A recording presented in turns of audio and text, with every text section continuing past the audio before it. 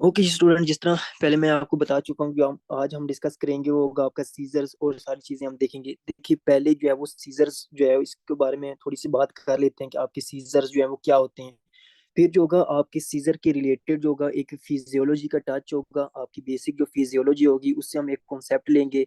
और फिर जो है हम प्रॉपर आपकी सीजर को स्टार्ट करेंगे। देखिए, आपके जो सीजर्स होता है इसमें होता कुछ यूं है कि जब भी आपका जो ब्रेन होता है, ठीक है, जो आपके ब्रेन होता है ब्रेन के सेल होते हैं। जो आपके ब्रेन के सेल होते हैं, जिन ब्रेन सेल को किसको कहते हैं, आपके न्यूरॉन्स को। जब अभी आपने जो है वो सुनना है, फिर बाद में आपको सारी चीजें लिखवा दूंगा। जब भी आपके जो ब्रेन सेल होते हैं ना, ब्रेन सेल जब भी वो एक्टिवेट होते हैं, ठीक है, वो एक्टिवेट कैसे होते हैं अभी हम बात करेंगे। अभी आपने कहना है कि जब भी आपके ब्रेन सेल जो होते हैं वो एक्टिवेट होते हैं, वो स्टिमुलेट होते हैं। तो जैसे ही वो एक्टिवेट होते हैं या स्टिमुलेट होते हैं तो वो क्या करते हैं, अपने में से कुछ जो है वो इम्पल्सिस जो है वो जनरेट करते हैं, ठीक है, अपने में से जो है वो इम्पल्सिस जनरेट करते हैं। अब वो जो इम्पल्सिस होती हैं वो आपकी बॉडी की डिफरेंट मूवमेंट्स को जनरेट करती हैं और फिर उनको कंट्रोल करती हैं। वो जो भी आपकी एक तरह से जो इनिशियल नॉर्मल, अगर आपका ब्रेन सेल एक्टिवेट हो और वो अपने में से नॉर्मल इम्पल्सिस जनरेट करे, तो वो आपकी बॉडी के अंदर जो है वो वॉलेंट्री मूवमेंट्स जो है वो कंट्रोल मतलब कि जनरेट करेगा और प्रॉपर जो है उनको कंट्रोल भी करेगा।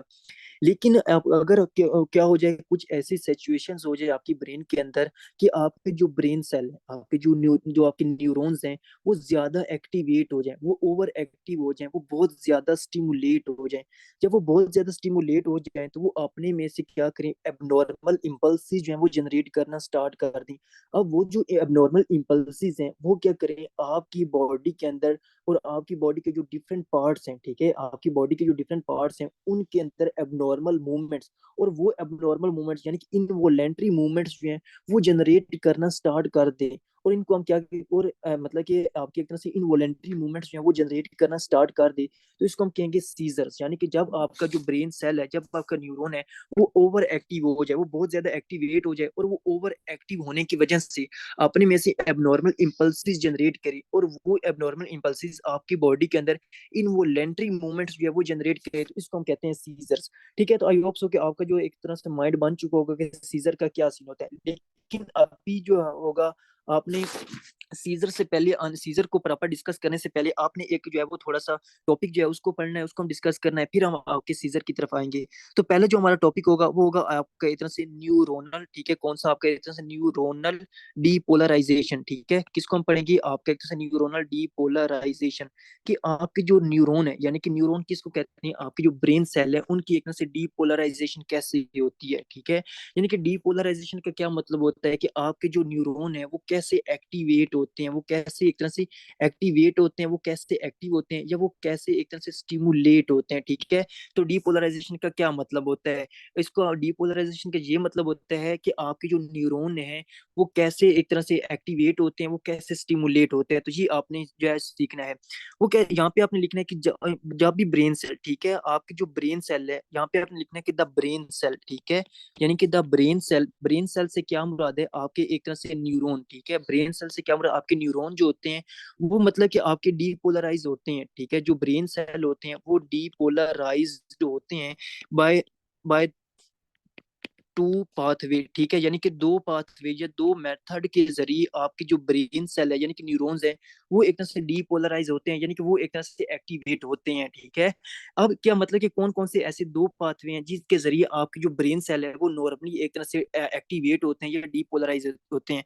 तो एक तो कंडीशन होती है जिसमें क्या होता है कि आपका इनफ्लक्स होता है किसके, आपका पॉजिटिव आयंस का। ठीक है, इनफ्लक्स का क्या मतलब होता है, यानी कि जब भी कोई भी चीज आपके सेल के अंदर आए, ठीक है, उसको हम कहते हैं इनफ्लक्स। यानी कि जब भी आपके सेल के अंदर जो है वो पॉजिटिव आयन का इनफ्लक्स हो, जब भी आपके सेल के अंदर पॉजिटिव आयन बहुत ज्यादा हो, तो उससे वो क्या होगा, वो पॉजिटिव आयन जो होंगे वो आपके ब्रेन सेल को डीपोलराइज करेंगे, यानी कि आपकी जो ब्रेन सेल होगा उसको एक तरह से एक्टिवेट करेंगे। एक तो ये कंडीशन हो सकती है। एक कंडीशन ये हो सकती है कि आपका क्या हो, आपका एक तरह से ई फ्लक्स हो किसका, यानी कि ई फ्लक्स हो किसका, आपके नेगेटिव आयंस का। ठीक है, यानी कि जो आपके नेगेटिव आयंस होते हैं उनका क्या हो जाए, आपका ई फ्लक्स हो जाए। ई फ्लक्स का क्या मतलब है, ई फ्लक्स का मतलब ये है कि आपके जो ब्रेन सेल है, ठीक है, आपके जो सेल है वहां से क्या हो, जो ब्रेन सेल है उन ब्रेन सेल से आपकी जो नेगेटिव आइंस है उनका वो आपके ब्रेन सेल से बाहर निकल जाए, ठीक है। तो उसमें भी क्या होगा कि आपकी जो ब्रेन सेल होगी उनकी एक तरह से डीपोलराइजेशन होगी, वो आपकी जो ब्रेन सेल है वो एक्टिवेट हो जाएंगे, ठीक है। तो ये आपने समझा है। तो जब भी आपके ब्रेन सेल जो होते हैं वो डीपोलराइज होते हैं with the help of these two method, तो इससे क्या होता है कि आपके जो न्यूरोनल सेल हैं, जो आपके ब्रेन सेल हैं या आपके न्यूरॉन है, वो क्या हो जाते हैं, वो एक्टिवेट हो जाते हैं। तो जब वो एक्टिवेट होते हैं, ठीक है, इन दो मेथड के जरिए, तो वो अपने में से जो है वो इम्पल्सिस जनरेट करते हैं। ये इम्पल्सिस जो होती हैं ये आपकी बॉडी के जो मूवमेंट होती है उसको जनरेट करती हैं। फॉर एग्जाम्पल मैं क्या करता हूँ, यहाँ पे एक तरह का आपका जो न्यूरोनल सेल है, यानी कि आपका जो ब्रेन सेल है जिसको हम न्यूरॉन भी कहते हैं, उसको ड्रा कर लेता हूँ, ठीक है। ये क्या है, आपने कहना कि ये आपका एक तरह से न्यूरॉन है। अब इस न्यूरॉन की जो आपकी न्यूरॉन है, एक सेल है, तो इसकी एक तरह से क्या है, एक मेम्ब्रेन है, प्लाज्मा मेम्ब्रेन है। तो इसके ऊपर क्या होते हैं, इसके ऊपर आपके जो स्पेसिफिक चैनल्स होते हैं, यानी कि आपके मेम्ब्रेन चैनल्स होते हैं, आपके डिफरेंट जो है वो एक तरह से जो डिफरेंट आपके पास जो होते हैं, आपके सोडियम आयंस होते हैं, आपके जैसे कैल्शियम्स होते हैं, उन सब के लिए होते हैं, ठीक है। यानी कि मैं क्या करता हूँ, आपका एक ब्रेन सेल लिया, आपका न्यूरॉन लिया, ठीक है, उस ब्रेन सेल के जो प्लाज्मा मेम्ब्रेन है उसके ऊपर मैंने क्या किया, आपके जो होते हैं ना, आपके कुछ जो आपके मेम्ब्रेन चैनल्स जो है वो बना लिए। अब क्या होता है कि फॉर एग्जाम्पल मैं कहता हूँ कि ये जो आपका पहला चैनल था, ये आपके एक तरह से सोडियम का चैनल था, और इस चैनल की मदद से क्या होना था कि आपके जो सोडियम आइंस हैं वो आपके ब्रेन सेल के अंदर आने थे, ठीक है। यानी कि आपकी जो ब्रेन सेल है, आपके न्यूरॉन्स हैं, उनके अंदर क्या होता है कि आपके सोडियम आइंस का इनफ्लक्स होता है, यानी कि सोडियम आइन जो होते हैं, यानी कि पॉजिटिव आइन आपके ब्रेन सेल के अंदर आते हैं। फिर क्या होता है कि जो साथ वाला चैनल है, इस चैनल के थ्रू क्या होता है कि आपके जो कैल्शियम आइंस होते हैं, ठीक है, और मतलब कि आपने पढ़ा होगा एफएससी मैट्रिक में, की जो केमिस्ट्री है, एक होते हैं मोनोवैलेंट होते हैं और डाईवैलेंट होते हैं वैलेंसी के लिहाज से, यानी कि जिनके ऊपर एक चार्ज हो उनका मोनोवैलेंट कह देते हैं, जिनके ऊपर दो चार्जेस उनको हम क्या कहते हैं, डाईवैलेंट कह देते हैं। यानी कि जो आपका सोडियम है वो क्या है, उसके ऊपर एक पॉजिटिव चार्ज है, वो मोनोवैलेंट है। और जो आपका कैल्शियम है उसके अंदर दो पॉजिटिव चार्ज होते हैं, इसको हम डाईवैलेंट कह सकते हैं। तो मतलब कि क्या हो रहा है कि जो आपके एक तरह से जो पॉजिटिव आइंस हैं, सोडियम हो गया, कैल्शियम हो गया, उनका इनफ्लक्स हो रहा है, वो सेल के अंदर आ रहे हैं। तो इससे क्या होता है कि एक जो आपका पाथवे है, एक जो मेथड है, वो मतलब कि यहाँ पे आपका पूरा हो रहा है। और इसके जरिए क्या होगा कि आपका जो सेल होगा, आपका जो न्यूरॉन होगा, वो क्या हो जाए, वो डिपोलराइज होगा, वो एक्टिवेट होगा। जब ये एक्टिवेट होगा तो ये क्या करेगा, अपने में से एक तरह से क्या कर देगा, इम्पल्सिस जनरेट करेगा। और ये जो इम्पल्सिस होंगी ये क्या करेंगी, आपकी बॉडी के अंदर जाएंगी, और आपकी बॉडी के अंदर जो है वो मूवमेंट जो है वो जनरेट कर देंगे, ठीक है। तो ये आपने कहना है।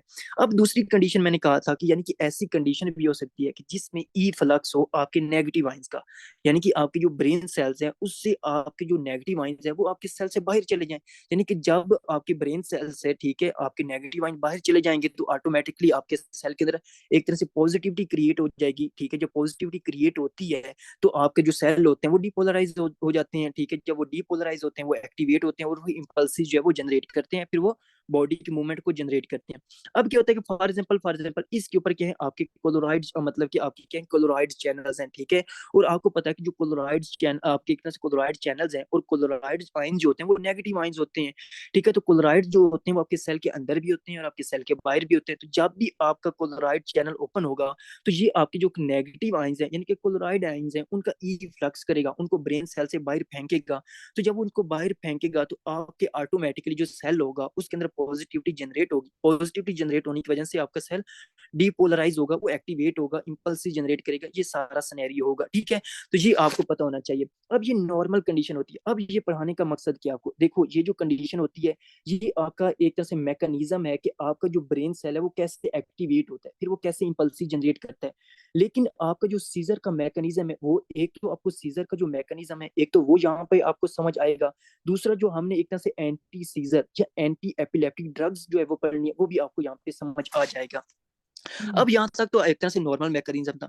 फॉर एग्जाम्पल किसी वजह से मैं कहता हूँ, अभी हम काजिज पढ़ेंगे, किसी भी वजह से क्या होता है कि आपका ये जो आपके पॉजिटिव आइंस, लाइक आपके पॉजिटिव आइंस के जो चैनल्स हैं, लाइक आपके सोडियम चैनल है, आपके एक कैल्शियम चैनल्स हैं, ये मतलब कि ओवर एक्टिव हो जाए, ये एक लंबे अरसे के लिए ओपन रहे, ठीक है, एक लंबे अरसे के लिए ओपन रहे। और इनसे क्या हो, बहुत ज्यादा आपके जो पॉजिटिव आइंस हैं वो बहुत ज्यादा आपके इस सेल के अंदर आ जाए, आपके न्यूरोनल सेल के अंदर आ जाए, बहुत ज्यादा आ जाए।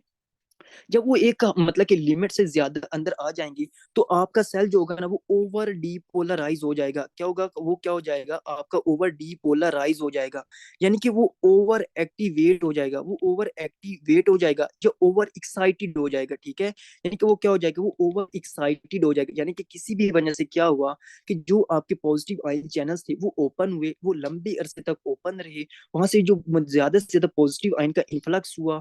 ठीक है, बहुत ज्यादा पॉजिटिविटी आपके सेल के अंदर जनरेट हुई। ठीक है, जिसकी वजह से आपका जो सेल है, ब्रेन सेल है, वो ओवर डीपोलराइज हो गया, वो ओवर एक्टिवेट हो गया, यानी कि वो ओवर एक्साइट हो गया। एक तो ये कंडीशन होती है। तो जब मतलब कि एक कंडीशन इसमें अंदर क्या होता है कि जब वो ओवर डीपोलराइज होगा, वो अपने में से बहुत ज्यादा, एक हद से ज्यादा, एक लिमिट से ज्यादा इंपल्सिस जनरेट करेगा। जब एक हद से, एक मतलब कि लिमिट से ज्यादा इंपल्सिस जनरेट करेगा, तो वो ये जो इम्पल्सिस एक हद से ज्यादा होती हैं, ये एबनॉर्मल इम्पल्सिस होते हैं, ये नॉर्मल नहीं होती। ये एबनॉर्मल इम्पल्सिस होती हैं जो क्या करेंगी, आपकी बॉडी के अंदर जाएंगी और आपकी बॉडी के जितने भी आपके मसल्स हैं, जितने भी ऑर्गन्स हैं, आप समझ लें पूरी जो बॉडी है उसकी एबनॉर्मल कॉन्ट्रैक्शन करवाएंगी, आपकी बॉडी के एबनॉर्मल और इनवॉलेंटरी मूवमेंट्स जो है वो करवाएंगी। जब वो इनवॉलेंटरी मूवमेंट्स करवाएंगी, इनको हम क्या कहेंगे, आपके सीजर कहेंगे, जो अभी हम पढ़ेंगे। फॉर एग्जाम्पल दूसरी कंडीशन क्या हो सकती है, दूसरी कंडीशन ये हो सकती है कि हो सकता है कि आपके जो एक तो जो है वो क्लोराइड चैनल्स हैं, ठीक है, जो आपके जो क्लोराइड चैनल्स हैं वो ज्यादा से ज्यादा वो ओपन हो चुके हैं। जब वो एक तरह से हद से ज्यादा ओपन हो चुके हैं, तो क्या होता है कि आपका जो क्लोराइड है वो भी ज्यादा से ज्यादा बाहर मूव करेगा, आपके सेल का नेगेटिविटी ज्यादा, सॉरी, भी आपको एक तरह से हाइपर डीपोलराइजेशन होगा, ओवर एक्टिविटी होगी, आपकी ओवर जो है वो सेल एक्साइट होगा, उससे भी आपको इनवॉलेंटरी मूवमेंट्स जो है वो जनरेट हो जाएंगी। ठीक है, तो ये आपका मैकेनिज्म होता है। अब जो हम एक तरह से एंटी सीजर की ड्रग पढ़ेंगे, वो क्या करेंगे, एक तो वो कुछ आपके कैल्शियम चैनल्स ब्लॉकर होंगी, कुछ आपके सोडियम चैनल ब्लॉकर होंगी, और कुछ ऐसी होंगी जो आपके क्लोराइड चैनल्स को ब्लॉक करेंगी। एक तो इस क्लोराइड चैनल को ब्लॉक करेंगी, क्योंकि इससे के ब्लॉक करने से आपके सेल के अंदर नेगेटिविटी इंक्रीज होगी। ठीक है, ये ई फ्लक्स कर रहा था, जब इसको ब्लॉक करेंगे तो आपके सेल के अंदर नेगेटिविटी ज्यादा से ज्यादा होगी, और साथ वही जो कुछ ड्रग्स होंगी वो आपके क्लोराइड चैनल्स को जो है वो ओपन करेंगी, और बाहर से जो क्लोराइड आयंस है उसको इनफ्लक्स करेंगी आपके सेल के अंदर। जब वो एक तरह से पहले मतलब कि ऐसे चैनल्स को भी ब्लॉक करें जिससे की वजह से आपके सेल से जो क्लोराइड आयंस वो बाहर जा रहे हैं, एक तो उसको इनिबिट करेंगी, दूसरा वो क्या करेंगी, ऐसे चैनल्स को ओपन करेंगी जिससे आपके क्लोराइड आयंस का इनफ्लक्स हो, आपके सेल के अंदर ज्यादा से ज्यादा क्लोराइड आयंस आए, ज्यादा से ज्यादा नेगेटिविटी हो, ताकि आपके सेल की जो ओवर एक्टिविटी हो रही थी, ओवर डिपोलराइजेशन हो रही थी, वो कम हो। जब वो एक तरह से कम होगी तो उससे क्या होगा कि आपका जो एक तरह से जो ओवर स्टिमुलेशन हो रही थी, ठीक है, वो कम हो जाएगी, और आपके जो सीजर्स होंगे वो कंट्रोल हो जाएंगे। अब यहाँ पर आपको समझ आ गया। तो यहाँ पे क्या होता है कि आपको मैंने बता चुका हूँ कि इसमें ओवर डीपोलराइजेशन सारी कंडीशन होगी। तो जब भी आपका ओवर डीपोलराइजेशन होती है, ओवर एक्टिवेशन होती है, इसको हम, और ओवर एक्टिवेशन होने की वजह से, ओवर एक्साइटेशन होने की वजह से, जब वो ज्यादा से ज्यादा इंपल्सिस जनरेट करता है ना आपका न्यूरॉन्स, तो इसको हम कहते हैं आपका न्यूरोनल फायरिंग। क्या कहते हैं, आपका न्यूरोनल फायरिंग। ठीक है, यानी कि न्यूरोनल फायरिंग क्या है, न्यूरोनल फायरिंग ऐसी कंडीशन है जिसमें क्या हो जाएगा, आपका जो न्यूरॉन सेल्स है वो ज्यादा से ज्यादा एक्टिवेट हो जाए, वो ओवर एक्टिवेट हो जाए, वो ओवर एक्साइटेड हो जाए, और वो अपने में से बहुत ज्यादा एबनॉर्मल इंपल्सिस को जनरेट करना स्टार्ट कर दे। तो इसको हम क्या कहते हैं, इसको हम कहते हैं न्यूरोनल फायरिंग। और जब भी आपके जो न्यूरॉन्स होते हैं वो ओवर एक्टिवेट होते हैं, उसकी न्यूरोनल फायरिंग होती है, तो वो आपकी बॉडी के अंदर एबनॉर्मल इंपल्सिस जनरेट करता है, बॉडी की मूवमेंट को बार बार करवाता है। इस कंडीशन को हम कहते हैं सीजर्स। ठीक है, क्या कहते हैं, आपका सीजर। आई होप सो कि आपको ये जो बेसिक कॉन्सेप्ट था आपकी जो बेसिक आपकी फिजियोलॉजी के अंदर, वो आपको समझ आ चुकी होगी। अब आपको सीजर जो है उसका कॉन्सेप्ट पता चल गया होगा, एंटी सीजर ड्रग को समझना आसान होगा, ये सारी कंडीशन आपको पता चल गई होगी। अब हम आते हैं आपके मेन कॉन्सेप्ट की तरफ। जो आप आज का हमारा टॉपिक है वो है आपका एक तरह से सीजर्स। कौन सा है, आपके एक तरह से सीजर, उसको हम पढ़ेंगे। अब सीजर की आपको जो है वो एक तरह से लाइक वो मैकेनिज्म तो आपको पता चल गया कि वो कैसे होता है।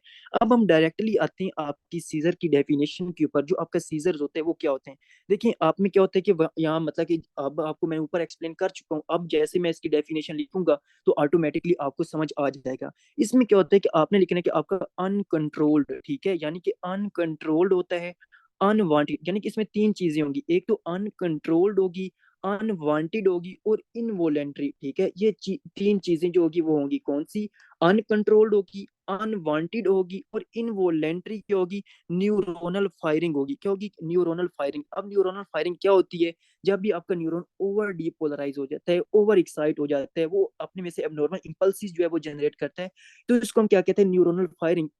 आप लिख सकते हो कि ओवर एक्साइटेशन, यानी कि ओवर न्यूरोनल एक्साइटेशन आप लिख सकते हो। ठीक है, कि यानी uncontrolled, unwanted, involuntary neuronal firing, यानी कि ओवर न्यूरोनल एक्साइटेशन जब ये होती है, फिर ये क्या करती है कि लीडिंग टू, ठीक है, यानी कि ये क्या करेगी, लीडिंग टू सवियर, ठीक है, यानी कि लीडिंग टू सवियर मस्कुलर, यानी कि leading to severe muscular contractions, यानी कि बहुत ज्यादा आपकी बॉडी के मसल की कॉन्ट्रैक्शन भी करवा सकती है, और मस्कुलर एक तरह से रिलैक्सेशन, यानी कि मस्कुलर रिलैक्सेशन भी करवा सकती है। याद रखें, याद रखें, आपके सीजर्स में जो है वो आपके मसल की बहुत ज्यादा कॉन्ट्रैक्शन भी हो सकती है, रिलैक्सेशन भी हो सके। जब हम इसकी टाइप्स पढ़ेंगे तो वहां पे आपको मजीद समझ आ जाएगा कि इसका क्या सीन होता है। डेफिनेशन आपने आपको समझ आ चुकी होगी कि इसमें क्या होता है कि आपकी अनकंट्रोल्ड, यानी कि हमने पीछे पढ़ा उसमें क्या होता है, अनकंट्रोल्ड बहुत ज्यादा और अनवांटेड इनवॉलेंटरी न्यूरोनल फायरिंग होती है। मैं आपको बताया था कि उसमें एक तरह से इन पहले तो एक तरह जब वो नॉर्मल उसकी डीपोलराइजेशन होती तो आपकी बॉडी के अंदर जो है वो वोलेंट्री मूवमेंट होती थी, लेकिन जब उसकी एक तरह से ओवर एक्साइटेशन होती थी, ओवर डीपोलराइजेशन होती थी, तो उसकी वजह से उसमें इनवोलेंट्री आपकी बॉडी के अंदर जो मूवमेंट्स है वो जनरेट हो जाती थी। ठीक है, तो अब इसमें इनवोलेंट्री आपने लिखना है, और जिसकी वजह से क्या होता है कि जब वो ज्यादा से ज्यादा इनवोलेंट्री न्यूरोनल फायरिंग होती है, न्यूरोनल ओवर एक्साइटेशन होती है, तो आपको बहुत ज्यादा मसल की कॉन्ट्रेक्शन या रिलैक्सेशन होती है। ठीक है, आई होप सो कि इसकी डेफिनेशन आपको समझ आ चुकी होगी। अब क्या होता है कि ये आपको पता चल गया सीजर। अब सीजर्स के मिलती जुलती एक और टर्म्स होती है जिसको हम कहते हैं आपकी एपिलेप्सी। ठीक है, कौन सी होती है आपकी, एक तरह से एपिलेप्सी। अब एपिलेप्सी का क्या सीन होता है, ये भी हम इसकी डेफिनेशन लिखते हैं। देखो, एपिलेप्सी का क्या मतलब होता है, आपकी रिपीटेड, ठीक है, क्या होती है कि आपकी रिपीटेड अटैक्स ऑफ सीजर। ठीक है, यानी कि रिपीटेड अटैक्स होते हैं किसके, सीजर्स के। देखो, जो सीजर्स होते हैं ना, इसको मतलब कि आप सिंपली कहते हैं झटके होते हैं, यानी कि जर्किंग मूवमेंट होती है आपकी बॉडी की। हो सकता है कि यार ये सीजर जो होते हैं ना, ये आपको एक दफा, मतलब कि अभी आप बैठे हैं तो हो सकता है कि आपको सिर्फ और सिर्फ एक दफा जो है वो आपकी बॉडी के अंदर जो है वो एबनॉर्मल न्यूरल फायरिंग हो, तो उसकी वजह से एक दफा आपकी बॉडी के अंदर जो है वो एबनॉर्मल कॉन्ट्रेक्शन हुई है या एबनॉर्मल रिलैक्सेशन हुई है, यानी कि एक या दो दफा जो है वो आपकी बॉडी के अंदर इनवोलेंट्री मूवमेंट्स जो है वो जनरेट हुई है। तो जब एक या दो दफा आपकी बॉडी के अंदर इनवोलेंट्री मूवमेंट जनरेट हो due to abnormal neuronal firing, तो इसको हम कहते हैं सीजर्स। यानी कि लिमिटेड, आप कह सकते हैं कि लिमिटेड इनवोलेंट्री मूवमेंट को आपकी लिमिटेड इनवोलेंट्री जो आपकी बॉडी के अंदर कॉन्ट्रैक्शन हो, तो उसको हम कहते हैं सीजर। लेकिन जब सीजर बार बार आए, ठीक है, यानी कि एक रिपीटेड अटैक्स हो आपके सीजर का, सीजर बार बार आए और बार बार आपके मसल की कॉन्ट्रैक्शन हो जाए, बार बार आपके जो मसल्स हैं उनकी रिलैक्सेशन हो जाए, तो बार बार आपकी बॉडी के अंदर जो है वो एक जर्किंग मूवमेंट हो, बार बार आपको झटके लगे, तो उसको हम कहते हैं एपिलेप्सी। यानी कि रिपीटेड अटैक्स होंगे किसके, आपके सीजर के, इसको हम कहते हैं एपिलेप्सी। अब इसके अलावा एक और टर्म होती है जिसको हम कहते हैं आपकी कन्वल्जन। कौन सी होती है आपकी, इसके रिलेटेड टर्म्स होती है जिसको हम कहते हैं कन्वल्जन। यानी कि कन्वल्जन का क्या सीन होता है, कन्वल्जन को आपने लिखना है कि सवियर मसल कॉन्ट्रैक्शन, यानी कि आपने लिखना है कि इसकी वजह से क्या होता है कि सवियर बहुत ज्यादा क्या होगा कि आपके मस्कुलर कॉन्ट्रैक्शंस होगी। ठीक है, यानी कि severe muscular contractions due to seizures. ठीक है, यानी कि जब भी आपके बहुत ज्यादा सीजर्स हो जाएंगी और बहुत ज्यादा सीजर होने की वजह से आपको क्या बहुत ज्यादा मसल कॉन्ट्रैक्शन हो जाए और फिर आप जो है वो अनकॉन्शियस हो जाओ। ठीक है, यानी कि आपके बार बार आपको सीजर्स हो रहे हैं, एपिलेप्सी हो रही है, उसकी वजह से आपको बहुत ज्यादा मसल की कॉन्ट्रैक्शन हो रही है और फिर आप जो वो अनकॉन्शियस हो जाए, तो इसको हम कहते हैं आपकी कन्वर्जन। अब आई होप सो कि आपको सीजर, एपिलेप्सी और कन्वर्जन का पता चल चुका होगा। अब हम क्या करते हैं, हम जो है वो आप जो है एक फार्मा के अंदर पढ़ेंगे। ठीक है, इसमें हम क्या देते हैं, हम जो कुछ एक तरह से एंटी एपिलेप्टिक ड्रग्स देते हैं। ठीक है, कौन सी, एक तरह से एंटी एपिलेप्टिक ड्रग्स देते हैं या एंटी सीजर ड्रग देते हैं, सॉरी आपकी एक तरह एंटी सीजर या एंटी एपिलेप्टिक ड्रग्स देते हैं। अब जो एंटी सीजर या एंटी एपिलेप्टिक ड्रग्स होती है ना, उनका सिर्फ काम ये होता है वो आपके सोडियम या आपके जो आपके कैल्शियम चैनल्स होते हैं उनको क्या करते हैं, उनको इनहिबिट करते हैं, उनको ब्लॉक करते हैं। ठीक है, तो मतलब कि उसकी वजह से आपको एक तरह से वो सीजर जो होते हैं वो मतलब कि आपको जो एबनॉर्मल जो है इनफ्लक्स हो रहा था वो खत्म हो जाता है। लेकिन आपकी क्या होता है कि आपकी एक तरह से कुछ होते हैं जो क्या करवाते हैं, आपकी एंटी कन्वल्जन भी देते हैं। एंटी कन्वल्जन ड्रग जो होती हैं वो क्या होते हैं, आपके मसल रिलैक्सेंट होते हैं। क्या होती हैं कि आपके मसल रिलैक्सेंट होती हैं, वो क्या करते हैं, आपके जो मसल्स होते हैं उनको रिलैक्स करते हैं, आपके सेल के अंदर नेगेटिविटी को इंक्रीज करते हैं। कैल्शियम को कम आपको पता है ना कि जो कैल्शियम जब भी आपके सेल के अंदर आएगा वो उसके मसल की कॉन्ट्रेक्शन करवाएगा, लेकिन इसमें तो बहुत ज्यादा कॉन्ट्रेक्शन हो रही है। तो ये ड्रग जो होती है ना एंटी कन्वल्जेंस, ये आपकी इनफ्लक्स को कम करती है कैल्शियम को, और आपकी जो होती है आपके सेल के अंदर क्लोराइड को ज्यादा करवाती है, ताकि आपका जो मसल्स हैं वो मतलब कि एक तरह से रिलैक्स हो जाए, उसकी बहुत ज्यादा कॉन्ट्रेक्शन जो है वो ना हो। ठीक है, तो ये तीनों टर्म जो है वो आपको पता होना चाहिए कि इनका क्या सीन्स होता है। आई होप सो कि आपको यहाँ तक जो है वो आपकी समझ आ चुकी होगी। ठीक है, आपने फिर ये होते हैं, अब मतलब कि ये आपको तीनों पता चल गई इसके सारे सिनेरियो। अब हम आते हैं इसकी एक तरह से काजिज क्या है, कि लाइक ये आपको जो एक तरह सीजर्स वगैरह होते हैं इनकी काजिज क्या क्या है। कैल्शियम चैनल्स ब्लॉकर भी हम जो है वो दे सकते हैं इसमें, मतलब कि आपके मसल रिलैक्सेंट में दे सकते हैं बिल्कुल। ठीक है, वो मतलब कि आपके एक नॉन डाईहाइड्रोपायरिडीन जो है वो आप दे सकते हैं, उनका सारा सीन जो है आपको नॉन डाईहाइड्रोपायरिडीन होता है और आपका हाइड्रोपायरिडीन होता है, वो सारी कंडीशन है। लेकिन हम जो है वो एक तरह से वो आगे हम पढ़ेंगे जिसमें हम बेंजोडाइजेपिन देते हैं और फिनोबार्बिटल देते हैं, वो अलग चीज है। ठीक है, कैल्शियम चैनल ब्लॉकर भी हम दे सकते हैं, लेकिन वो इतने प्रेफरेबल नहीं होती। हम जो है वो डायाजिपाम देते हैं, जो हम अभी आगे पढ़ते हैं। अच्छा, ये सारी सिनेरियो होगी। ठीक है, और इसके अलावा जो हम गैबा एगोनिस्ट देते हैं, जो गैबा वाली ड्रग्स होती है ना वो हम देते हैं। ठीक है, जिसका प्री गैबलिन आता है, गैबा पेंटिन आता है, वो हम देते हैं। लेकिन इसमें जो है वो चॉइस जो होती है वो सीसीबी की कम ही होती है।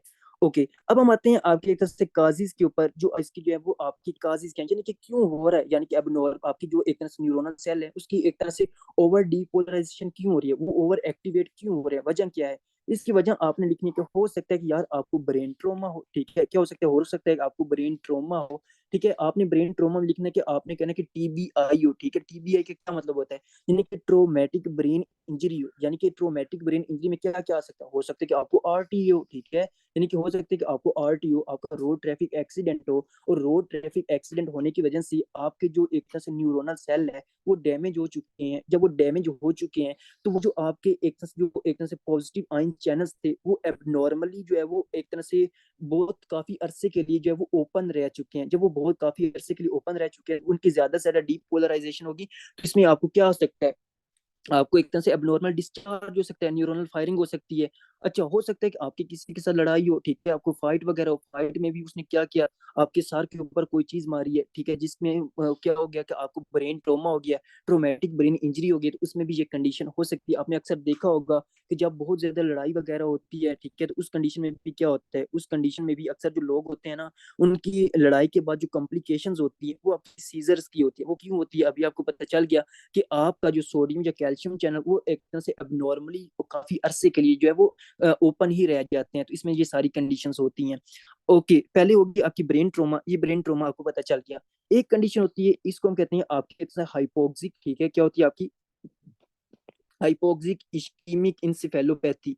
आपकी इश्कीमिक इंसेफेलोपैथी। अब हाइपोक्सिक आपकी इश्कीमिक इंसेफेलोपैथी क्या होती है, यानी कि हाइपोक्सिक इश्कीमिक इंसेफेलोपैथी का ये मतलब होता है, फॉर एग्जांपल ये आपका एक ब्रेन सेल है, क्या है, ये आपका ब्रेन सेल है, और इसकी तरफ क्या जा रही है, एक ब्लड वेसल जा रही है, ये आपकी ब्लड वेसल जा रही है आपकी ब्रेन सेल की तरफ। ठीक है, अब इसमें क्या होता है कि आपको पता है कि ब्रेन सेल को क्या चाहिए, ब्रेन सेल को हर वक्त ऑक्सीजन चाहिए। ठीक है, ग्लूकोज चाहिए, वो अब अभी हम आगे डिस्कस करते हैं। एक तो ऑक्सीजन चाहिए, ठीक है, दूसरा इसको ब्लड चाहिए, ऐसे ही है ना।